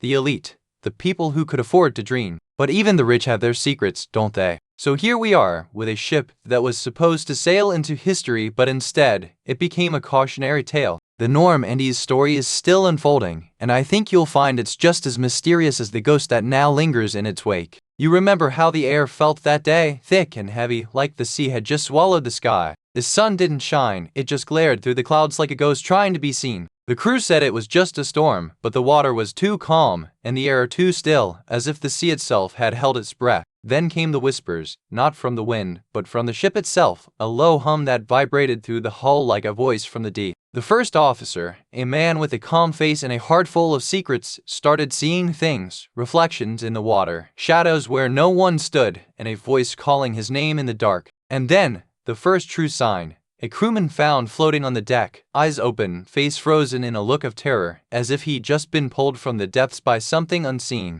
You know, the Normandy wasn't just a ship, it was a floating palace, a place where the rich came to be seen and to be seen in style. But even palaces can sink, and the sea is a cruel mistress. On the night of February 9th, 1942, the ship was heading to New York, but it never made it. A fire broke out in the engine room, and the ship began to list, her proud hull tilting like a drunken dancer. Of the 2,226 souls on board, nearly 400 perished. Many bodies were never recovered, and in the years that followed, rumors of ghostly figures in the water drowned souls still reaching for the shore began to surface. Some say the drowned still call out from the depths, their voices carried by the tides, their sorrow echoing in the hush of the waves. And if you listen closely, you might hear them whispering your name. But the real mystery isn't just the ship or the loss, it's the silence that followed. No one could explain how the fire started, and no one knew where the missing bodies had gone. That's when the real haunting began. I met a man in New Orleans who said he saw the Normandy's ghost in the fog, a silhouette of a ship with no lights, just a slow, deliberate drift toward the shore. He claimed the ghost had a slow, heavy motion, like it was dragging something behind it, and that the air smelled like burning paint and old wood. One woman swore she heard the Normandy's horn at 3 a.m., a long, mournful sound that made the trees shiver and the dogs howl, like the ship was calling for help. They say the ghost isn't just a ship, it's a memory, a warning, a voice from the deep, still trying to be heard, still waiting for the world to listen. The investigators started by combing through old newspapers, and what they found was more than a little unsettling. It wasn't just the sinking, it was the way the ship seemed to vanish like it was never there at all. They found stories of crew members who claimed to see a ghostly ship on the horizon, and others who swore they heard a mournful horn in the middle of the night. Then there were the testimonies from survivors who spoke of a strange silence falling over the ship, as if the world had paused just for a moment. One report even mentioned a sailor who claimed to hear the ship's voice calling to him, not in words but in a sound that made his bones ache. The more they dug, the more they realized the Normandy wasn't just a ship, it was a presence, a memory that refused to be forgotten. You ever wonder what happens when a ship vanishes into the sea and no one ever finds the bodies? The Normandy was like that, just gone, and no one knew if it was a ghost ship or a tragedy. But here's the thing, no one ever found the bodies. Not a single one. Some say they were never on the ship at all. Others say they were still in the water, waiting for someone to find them.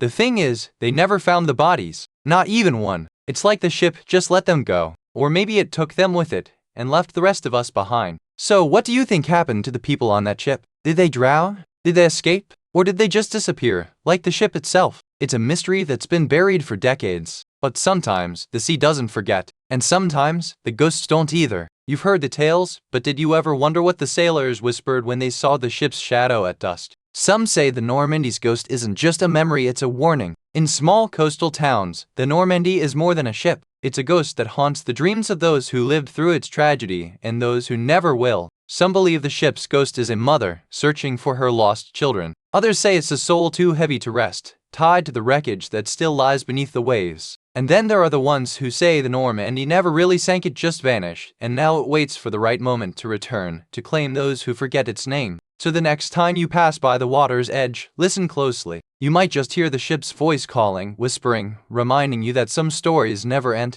You know, sometimes the greatest mysteries aren't about what happened, but what never was. The SS Normandy never made it to New York, but her ghost still sails through the dark, waiting for someone to listen. No one knows exactly where she went, or why she vanished. Some say she was caught in a storm, others that she was sabotaged. But the truth, it's still lost in the deep, like her name. You might think a ghost is just a story, but sometimes a story is all you have left, and in the silence of the deep, it's all that's left to remember her by. So, what do you think? Was she lost, or was she waiting for someone to come looking? The truth might still be out there, but for now, it's just a ghost in the deep. You've heard the whispers of the Normandy, but have you ever wondered what it's like to be the last one left in the dark, listening for the echo of a ship that never made it home? There's a kind of peace in knowing the past is still alive, but it's a peace that comes with a price because sometimes the dead don't want you to move on. So, before we move on to the next tale, I'll leave you with this: sometimes the quietest sounds are the ones that echo longest. And if you ever find yourself on the water at night, listen closely because the sea has a way of remembering everything. You ever heard of a place where the stones whisper secrets? Well, this is one of them.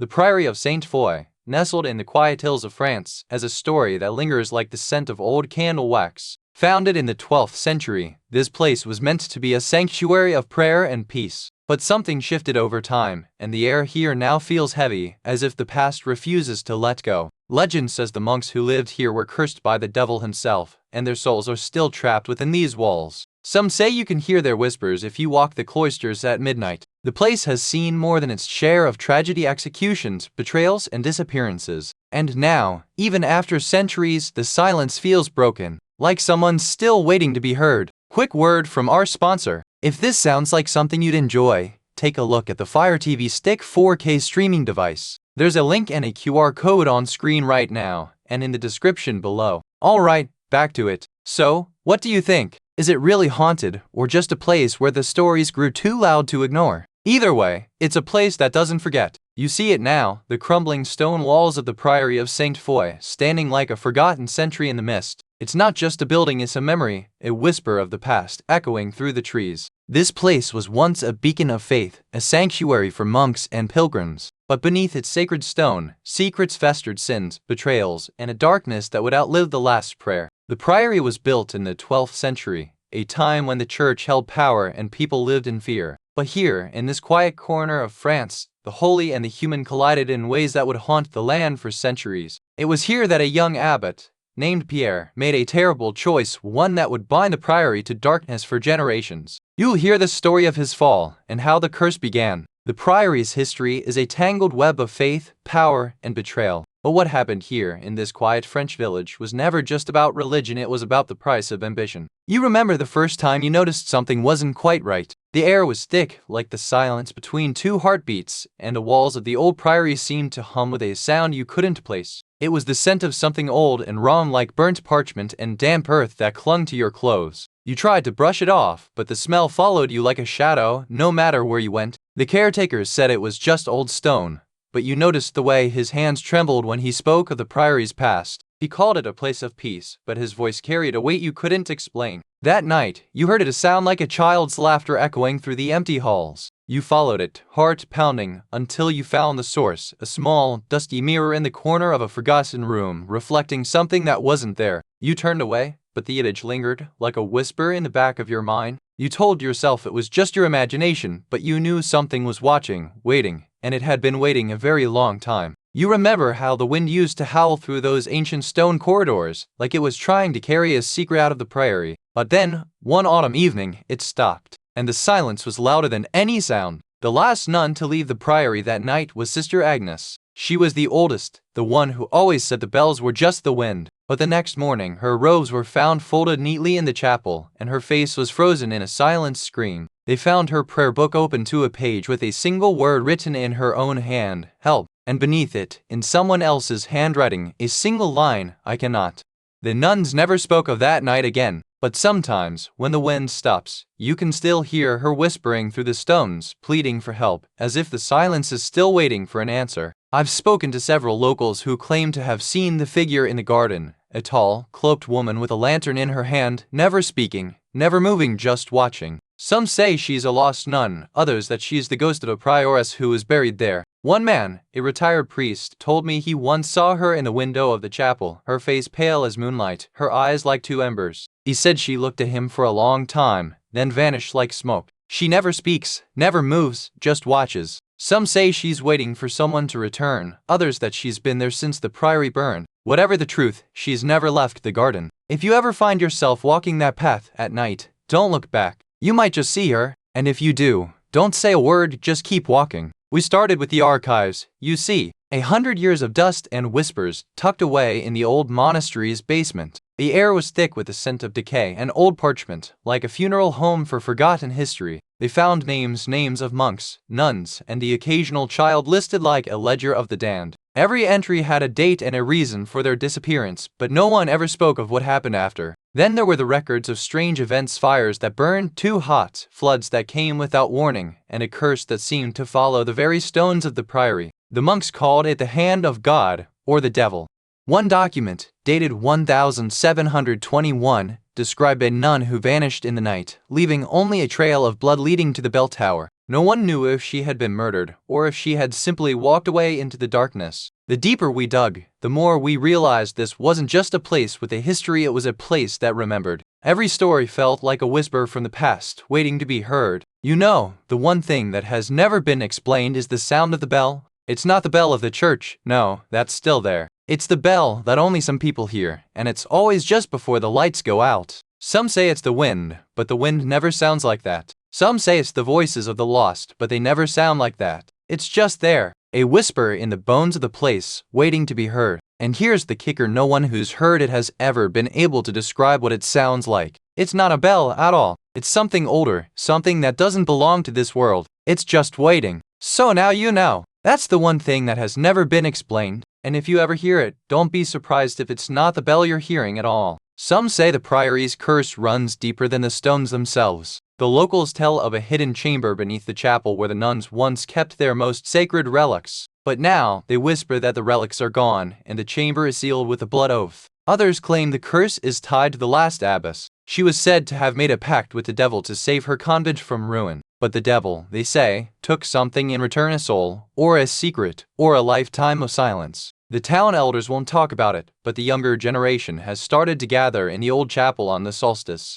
They say they can hear whispers in the wind, and that the stones are still waiting for someone to break the curse. So what do you think? Is the priory a warning, a trap, or a truth waiting to be uncovered? Or is it just a tale told by firelight to keep the dark at bay? And still, the questions remain unanswered, like the echo of a prayer lost in the stone. Why did the priory fall? Why did the monks vanish? And what became of the girl in the red dress, who never walked these halls again? Some say the wind that howls through the ruins isn't just wind, it's the voices of the lost, whispering secrets they never meant to share. No one knows what happened in that final night, not even the locals who have tried to piece it together. But the stories keep changing, like the moonlight over the moat. We may never know the truth, but the priory will always be a reminder that some mysteries are meant to linger, like a song that fades but never leaves you. So, my dear listener, what do you think? Did the girl in the red dress find peace, or is she still waiting for someone to listen? You followed me through the shadowed corridors of the priory, felt the weight of centuries in every stone. But now, as the firelight fades, the silence grows heavier than the night. Sometimes, the most terrifying thing is not what you see,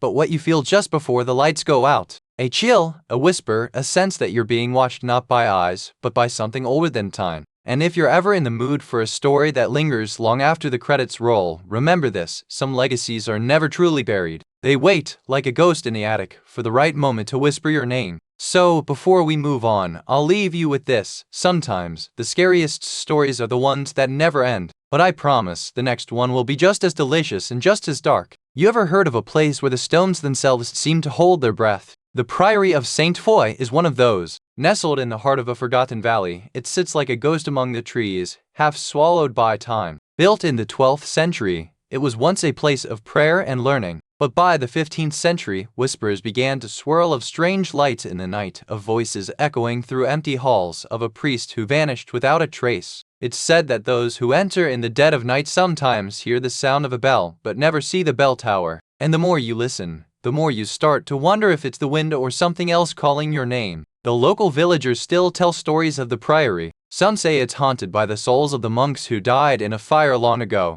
Others say it's the work of a vengeful spirit, bound to the stone for eternity. Quick word from our sponsor. If this sounds like something you'd enjoy, take a look at the Stanley Quencher 40 Oz tumbler. There's a link and a QR code on screen right now, and in the description below. Alright, back to it. And now, decades later, the place sits abandoned, with only the wind and the stones to keep its secrets. But I've heard rumors of a new kind of mystery waiting to be uncovered. You know, the Priory of Saint Foy didn't start as a place of prayer. Back in 1130, it was a bustling trade hub, a crossroads for merchants and travelers. But the people who built it had a secret. The original owners were a family of wealthy traders from Normandy, the de Montforts. They built the priory not for God, but to house their treasures: gold, silver, and the very first relics of the saint they claimed to venerate. The first recorded haunting began in 1152, when a young monk named Brother Aldrich claimed to hear the voices of the buried. He said the earth cried out for justice, and the spirits of the dead demanded their bones be laid to rest.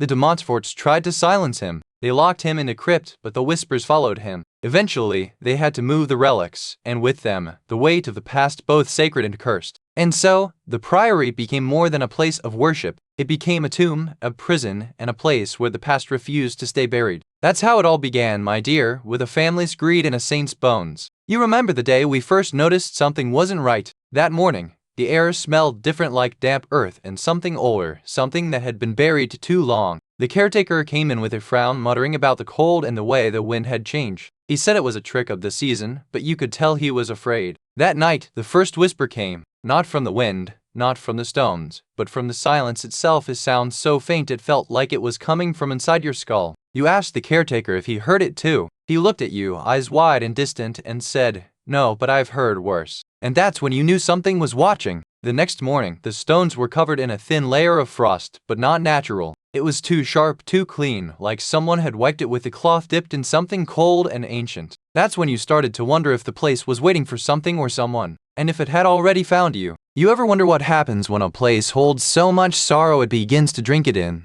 The Priory of Saint Foy was built to shelter the sick, but soon it became a grave for the broken. In the year of our Lord 1348, the Black Death crept into these halls like a thief in the night. The nuns, once caretakers, turned to desperate measures to save their souls. But the disease took more than it gave. The nuns, in their desperation, found themselves cursed by the very thing they sought to save. The air grew thick with a silence so heavy it pressed against your ribs. And then, one by one, they vanished. Not dead, but gone. Taken by something that lingered in the silence. Something that thrived on the weight of their grief and the scent of their fear. To this day, the Priory of Saint Foy is said to hum with the echoes of those lost, a place where the sick are not healed, but where the living are left to wonder if they, too, will be claimed by the silence. I've spoken to dozens of people who claim to have seen the Priory's ghost, but one story stands out: a woman named Eleanor who swore she saw a woman in white standing at the gate just before she disappeared. She said the woman didn't move, didn't speak, just stood there, as if waiting for something or someone to arrive. Eleanor told me she felt a chill so deep it made her bones ache, like the air had turned to ice. Some say the Priory's ghosts are just warnings, whispers from the past that the living should listen to, but not always take seriously. Others believe their messages, sent only to those who truly care. What I've come to believe is that the Priory doesn't just haunt the living, it tests them. It asks, in its own quiet way, whether you're ready to know the truth. And if you're not ready, it'll keep calling you back like a lullaby, or a warning, or a promise that you'll never be alone. We followed the trail of whispers through the crumbling stone corridors of the Priory, where dust clung to the air like memories waiting to be remembered. The silence was thick, and every step felt like stepping into a story that had been waiting for us. The first clue was a faded journal, tucked behind a loose brick. Its pages were yellowed and brittle, but the ink still held the weight of a woman's desperate plea for help, written in a hand that trembled with fear. Inside, we found a tapestry, half melted by time, depicting a woman in a white gown, her face obscured, with a shadowy figure reaching for her. The color was all wrong, too vivid, too real, like a dream that refused to fade. But the most unsettling find was a set of footprints pressed into the dust on the floor, barefoot, and leading to the center of the chamber. They weren't ours, and they weren't from anyone who had ever been here. We left with more questions than answers, and the air still feels like it's holding its breath, waiting for the next chapter of the Priory's story to unfold. You ever notice how some details just refuse to be explained?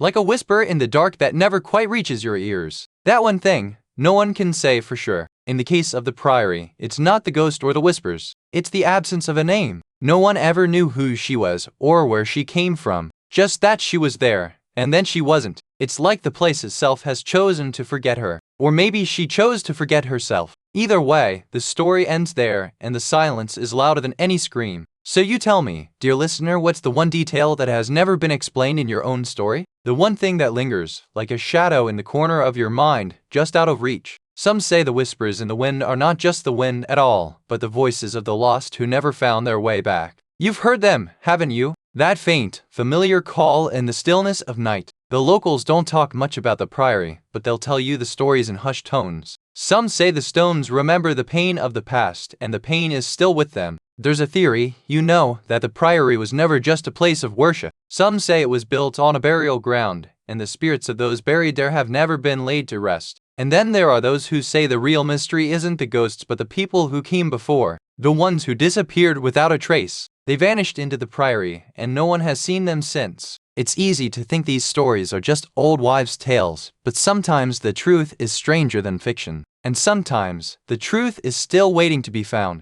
You see, the truth about the Priory of Saint Foy remains a whisper in the wind, a secret that refuses to be buried. No one has ever found the body, no one has ever seen the ghost, and no one has ever spoken of it again. The last time anyone visited, they brought a camera, a flashlight, and a prayer. They found nothing but a cold wind and the memory of a name that no longer fits the place. Even now, the Priory waits. It doesn't speak, but it listens. And maybe, just maybe, it remembers more than anyone ever will. So, dear listener, what do you think? What do you believe? The truth may still be out there, waiting for someone to find it or to let go. You've heard the whispers of the Priory, felt the chill of its walls, but have you ever wondered what it was like to walk those stone paths at dusk? What secrets linger where the light fades? Some say the air there holds a memory, not of the living, but of the ones who were never meant to leave. Can you imagine standing where the silence is too loud to ignore? The Priory doesn't just haunt, it lingers. It waits. It remembers. And sometimes it whispers back. But before we go on, I wonder, have you ever felt that pull, that quiet, unshakable sense that something is watching, not from the dark, but from the silence? We'll be back soon with another tale, one that will make you pause, and maybe even think twice about the night ahead. You've heard of places that hold secrets, places that don't just remember the past, but live it. This is one of them. A place where the walls breathe and the silence is heavy with the weight of what once happened inside. It's not just a prison, it's a tomb. A place where the echoes of despair and madness still linger, trapped behind the dust and decay. You can almost feel the weight of history pressing down on you. They say the walls remember every scream, every sob, every moment of despair. And now, they're waiting for you to step inside and hear what they've been holding for over a century. You've come here for a reason. Maybe you're drawn by the stories, or maybe you're just looking for something you can't explain. But be warned, once you enter, you might never leave the same. You ever think about where the first prisoners came from? Well, back in 1829, the Pennsylvania legislature passed a law to build this place, and the first inmates were mostly political prisoners and debtors, folks who'd been sentenced for things like fraud or tax evasion. Quick word from our sponsor. If this sounds like something you'd enjoy, take a look at the Kindle Paperwhite e-reader. There's a link and a QR code on screen right now, and in the description below. Alright, back to it. The idea was to make a model prison, a place where the walls themselves would keep the prisoners in. No bars, no guards, just silence and solitude. It was supposed to be a place of reflection, not punishment, though the reality turned out to be something else entirely. But the reality of the place was harsh. The cells were tiny, the air thick with damp, and the silence so heavy it felt like it could crush you. And the men who were locked inside, well, they were not always the worst of the worst. They were just the ones who had made the wrong choices. The prison was designed to be a place of penance, where prisoners would be left alone to think about their crimes. But what they found in those cells was not just silence, it was something far more sinister. And that's when the real story began, not just of punishment, but of the things that happened behind those walls. Things that were never meant to be spoken of, but that left their mark on the place itself. You remember the first time you heard the whisper in the corridor, just before the lights went out. It wasn't a scream, it was a voice, low and familiar, like someone you once knew had been forgotten. You thought it was the wind, or maybe the echo of 100 years of silence. But then the next night, the same voice called your name just once, and then it stopped. You couldn't explain it, but you knew something had changed. You began to notice the way the air felt heavier in certain parts of the prison, like it was holding its breath, waiting for something to happen. You couldn't shake the feeling that the past was no longer behind you, it was right here, in the walls. And then, one night, you heard it again. This time, it wasn't just a voice, it was a question. Are you still here? It wasn't asking for you, it was asking for someone else, someone who had never left. You've heard the whispers of the iron bones, but the real horror is in the silence between the screams. One night, a man named George Fisher vanished from his cell, leaving only his blood-stained shirt and a locked door. The guards swore they heard nothing, but the prison's records say Fisher was last seen alive, arguing with a shadow that only he could see. It was the first time the prison had known fear. When they finally forced the door open, Fisher was gone, and the blood-stained shirt was the only clue. No body, no trail, just a locked cell and a man who'd been silenced by something he couldn't name. To this day, the prison still has its rules, but some say the walls remember. And if you listen closely, you can still hear George Fisher's voice calling for help in the silence between the screams. I remember the first time I heard the Eastern State Penitentiary called the house that slaughtered the innocent. It wasn't a joke, it was a whisper passed between older women at the coffee shop, like we were sharing a secret too dangerous to speak aloud. One woman said she visited the prison in the 70s, and when she walked through the gate, the air turned colder, like it was holding its breath, waiting for something to happen. Another visitor claimed she saw a man in a striped prison uniform standing at the gate, waving like he was trying to get her attention. But when she got closer, he was just a statue, frozen in time, and the wind was still. Some say the ghosts are still trying to be heard, to warn us to be remembered, but the prison keeps its secrets, and the silence is the most chilling sound of all. We started with the old blueprints, you know, the ones they found tucked inside a rusted filing cabinet in the archives. The prison was built to be a place of silence and solitary confinement, but the walls seemed to whisper secrets that no one ever heard. The first thing that caught my eye was the layout of the solitary cells. They weren't just empty rooms, they were arranged in a perfect circle, like a ring of something old and waiting. Then there were the footprints. We found them near the cell blocks, in the dust of the old floorboards, all pointing toward the center of the prison, as if something was coming, or going, or waiting. And the last thing? A small, folded paper with a single word written in red ink, "I am here." It was found inside the pocket of a janitor's uniform, tucked behind a stack of cleaning supplies. It wasn't just the prison that was haunted. It was the people who had been there, the ones who had tried to leave, or who had never been able to. And now, they were still here, waiting for someone to listen. You know, there's one thing about the Eastern State Penitentiary that's never been explained. Not the locks, not the cells, not even the screams in the night. It's the way the walls seem to whisper your name just before you step inside. They say it's the voices of the inmates who never left, but some say it's not their voices at all. Some say it's a voice that sounds like it's coming from the stone itself, like the building is speaking back to you. And here's the kicker, no one has ever been able to hear it. Not the tour guides, not the historians, not even the ghosts. It only whispers to those who are already inside, and by then, it's too late. It's like the prison is testing you, waiting for someone to step inside, to listen, to hear what it has to say. But by then, the walls have already remembered your name.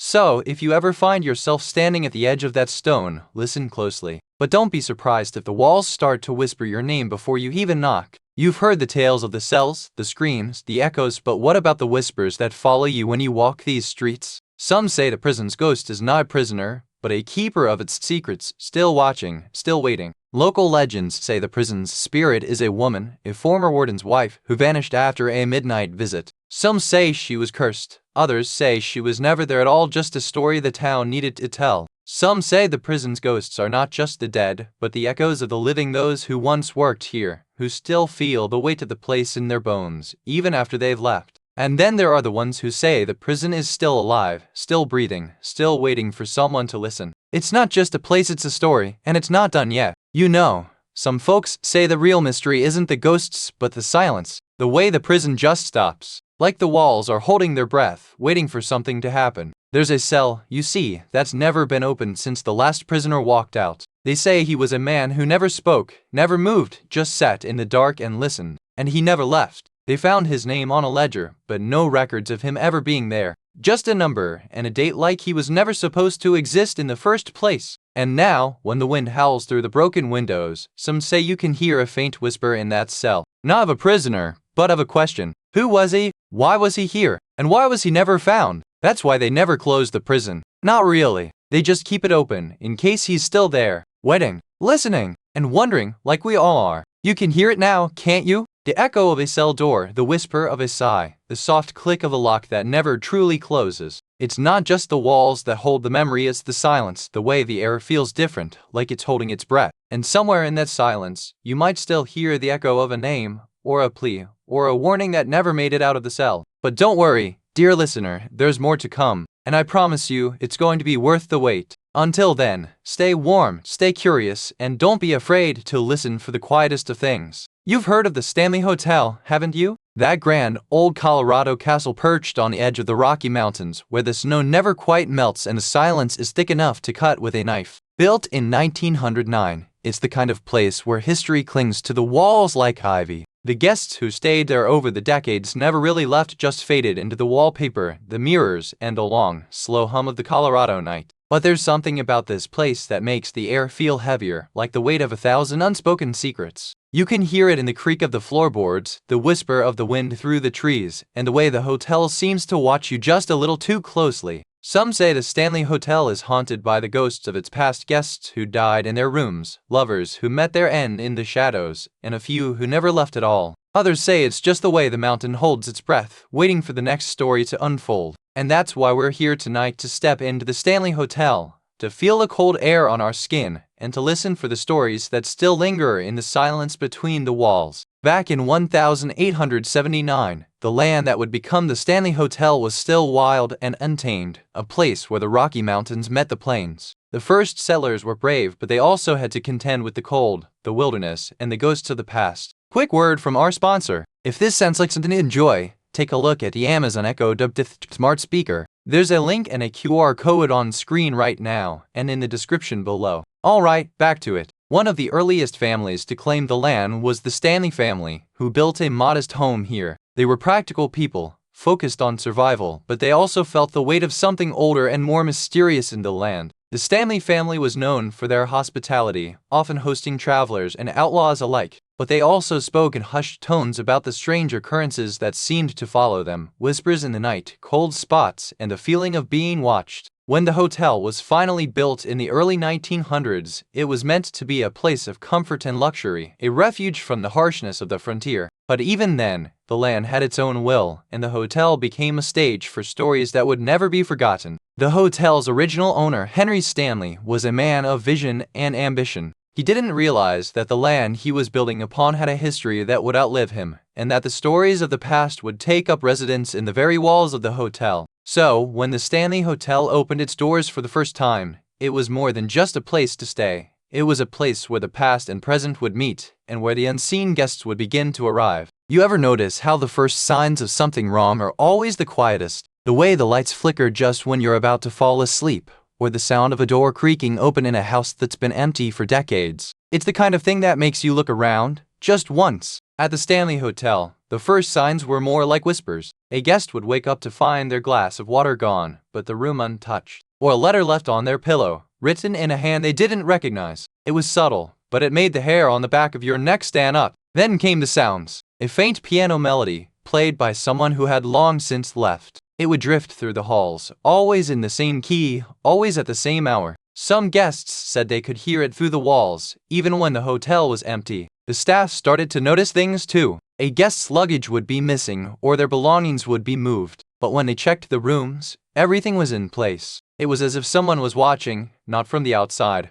but from inside. And then, one by one, the guests began to vanish. Not in the way you'd expect, no loud screams, no dramatic exits. Just one morning, they'd be gone, their rooms untouched, their belongings still in place. Like they'd never been there at all. The hotel had always been a place of wonder, but now it felt like something else entirely. A place that remembered, that watched, that lingered in the silence between the notes of the piano, waiting for the next guest to arrive. You know, it wasn't the ghosts that made the Stanley Hotel infamous, it was the night they vanished. The entire staff, gone without a trace, like they'd never been there at all. They left behind only silence and the smell of burnt coffee and something else, something sweet and wrong, like a promise broken. The last employee to leave was a woman named Margaret, who claimed she saw them dozens of figures, standing just outside the doors, watching, waiting. But no one believed her. They said she'd been working too late, sleeping too much, and that the hotel had always had its secrets. And then the lights went out, and the hotel stopped being a place. It became something else, something that watches and waits. I remember the first time I heard about the Stanley Hotel's ghosts. It was from a woman who claimed she saw them in the lobby right before her husband vanished. She said they were tall, in dark suits, and never moved, just stared. One guest swore she saw a figure in the elevator, just as she was about to press the button. It vanished when she looked away, but the elevator stopped moving. No one else saw it. There was a nurse who worked there decades ago. She said the ghosts would come to her at night, whispering in the language of the dead. They never asked for help, just asked her to listen. And then there was the man who saw them in the parking lot. He said they stood in a line, silent, waiting. He turned away, and when he looked back, they were gone. But the car he was in never moved. We followed the trail of whispers through the hotel's archives, poring over yellowed letters and Braille photographs. The more we read, the more the past seemed to whisper back. One letter described a woman who vanished in 1928, her room never found. Another mentioned a guest who woke to find a mirror reflecting a stranger's face. These weren't just stories, they were warnings. They checked the hotel's old radio logs, and the eerie thing was there were no records of the missing guests ever being on the air, as if they'd never existed in the first place. The final clue came from a janitor's box, buried under floorboards. Inside was a small, folded note with a single word written in red ink: "They're still here." The investigation didn't end in a mystery, it ended in a question. Who were these unseen guests, and why did they vanish without a trace? You know, the one thing that's always bugged me about the Stanley Hotel is that no one ever seems to explain why the guests just vanished. Like, they were there 1 minute, and the next minute, they're gone. No trace, no clue. It's like they were never there at all, except for the stories. The stories say they were there. The stories say they were real, but the records don't match. And that's what really unsettles me. You ever wonder what happens when the story outlives the person? When the truth is buried beneath layers of legend and memory? Maybe they never left. Maybe they're still here, waiting for someone to remember. And that's why I keep coming back. Not just for the stories, but for the silence. The silence that lingers between the lines. The silence that says, "You're not the first to wonder." Some say the hotel's ghosts aren't just memories, they're a warning. The staff used to swear that the most haunted rooms were the ones where the guests didn't leave. You ever heard of a hotel that keeps people? Local historians say the hotel's foundation is built on something older, something that still remembers. You know how some places feel like they've been waiting for you to arrive? This place has been waiting for years. There's even a theory that the hotel itself is a living thing, waiting for the right moment to let its guests in. You ever think about what it would be like to stay somewhere that never lets you go? And then there's the rumor, no one will say it outright, but you can hear it in the stories, that some of the hotel's most frequent guests aren't actually people. They just keep coming back. So, what do you think? Is the Stanley Hotel waiting for you, or is it just waiting for someone else to finally go? You know, even after all these years, there's still no clear answer to what happened to the Stanley Hotel's most elusive guest. Some say it was a prank, others believe it was a ghost, but no one knows for sure. The hotel still keeps the room locked, and no one dares to stay there. It's like the walls themselves remember, and they don't want to forget. Some say the room is cursed, others say it's just a place where the past lingers, waiting for someone to listen. But no one has ever been able to hear it. And so, the Stanley Hotel remains a place of wonder and unease where the past refuses to be silenced and the future is left to wonder. You ever notice how the best stories are the ones that don't end? Like the Stanley Hotel, where the ghosts don't leave and the secrets don't fade. What if they're just waiting for someone to ask the right question? Maybe the hotel isn't haunted by the past, it's haunted by the present. Maybe the stories we tell ourselves are just the beginning of something much bigger. And sometimes, the most terrifying thing isn't what you see, it's what you feel when you know you're not alone. So, my dear friends, as we turn the page, remember this: the Stanley Hotel is still here, and the ghosts, they're still waiting. Now, if you'll excuse me, I have a story to tell about a little town called Silver Lake, where the water never freezes and the bodies never sink. You've heard of the Hainault Forest, haven't you?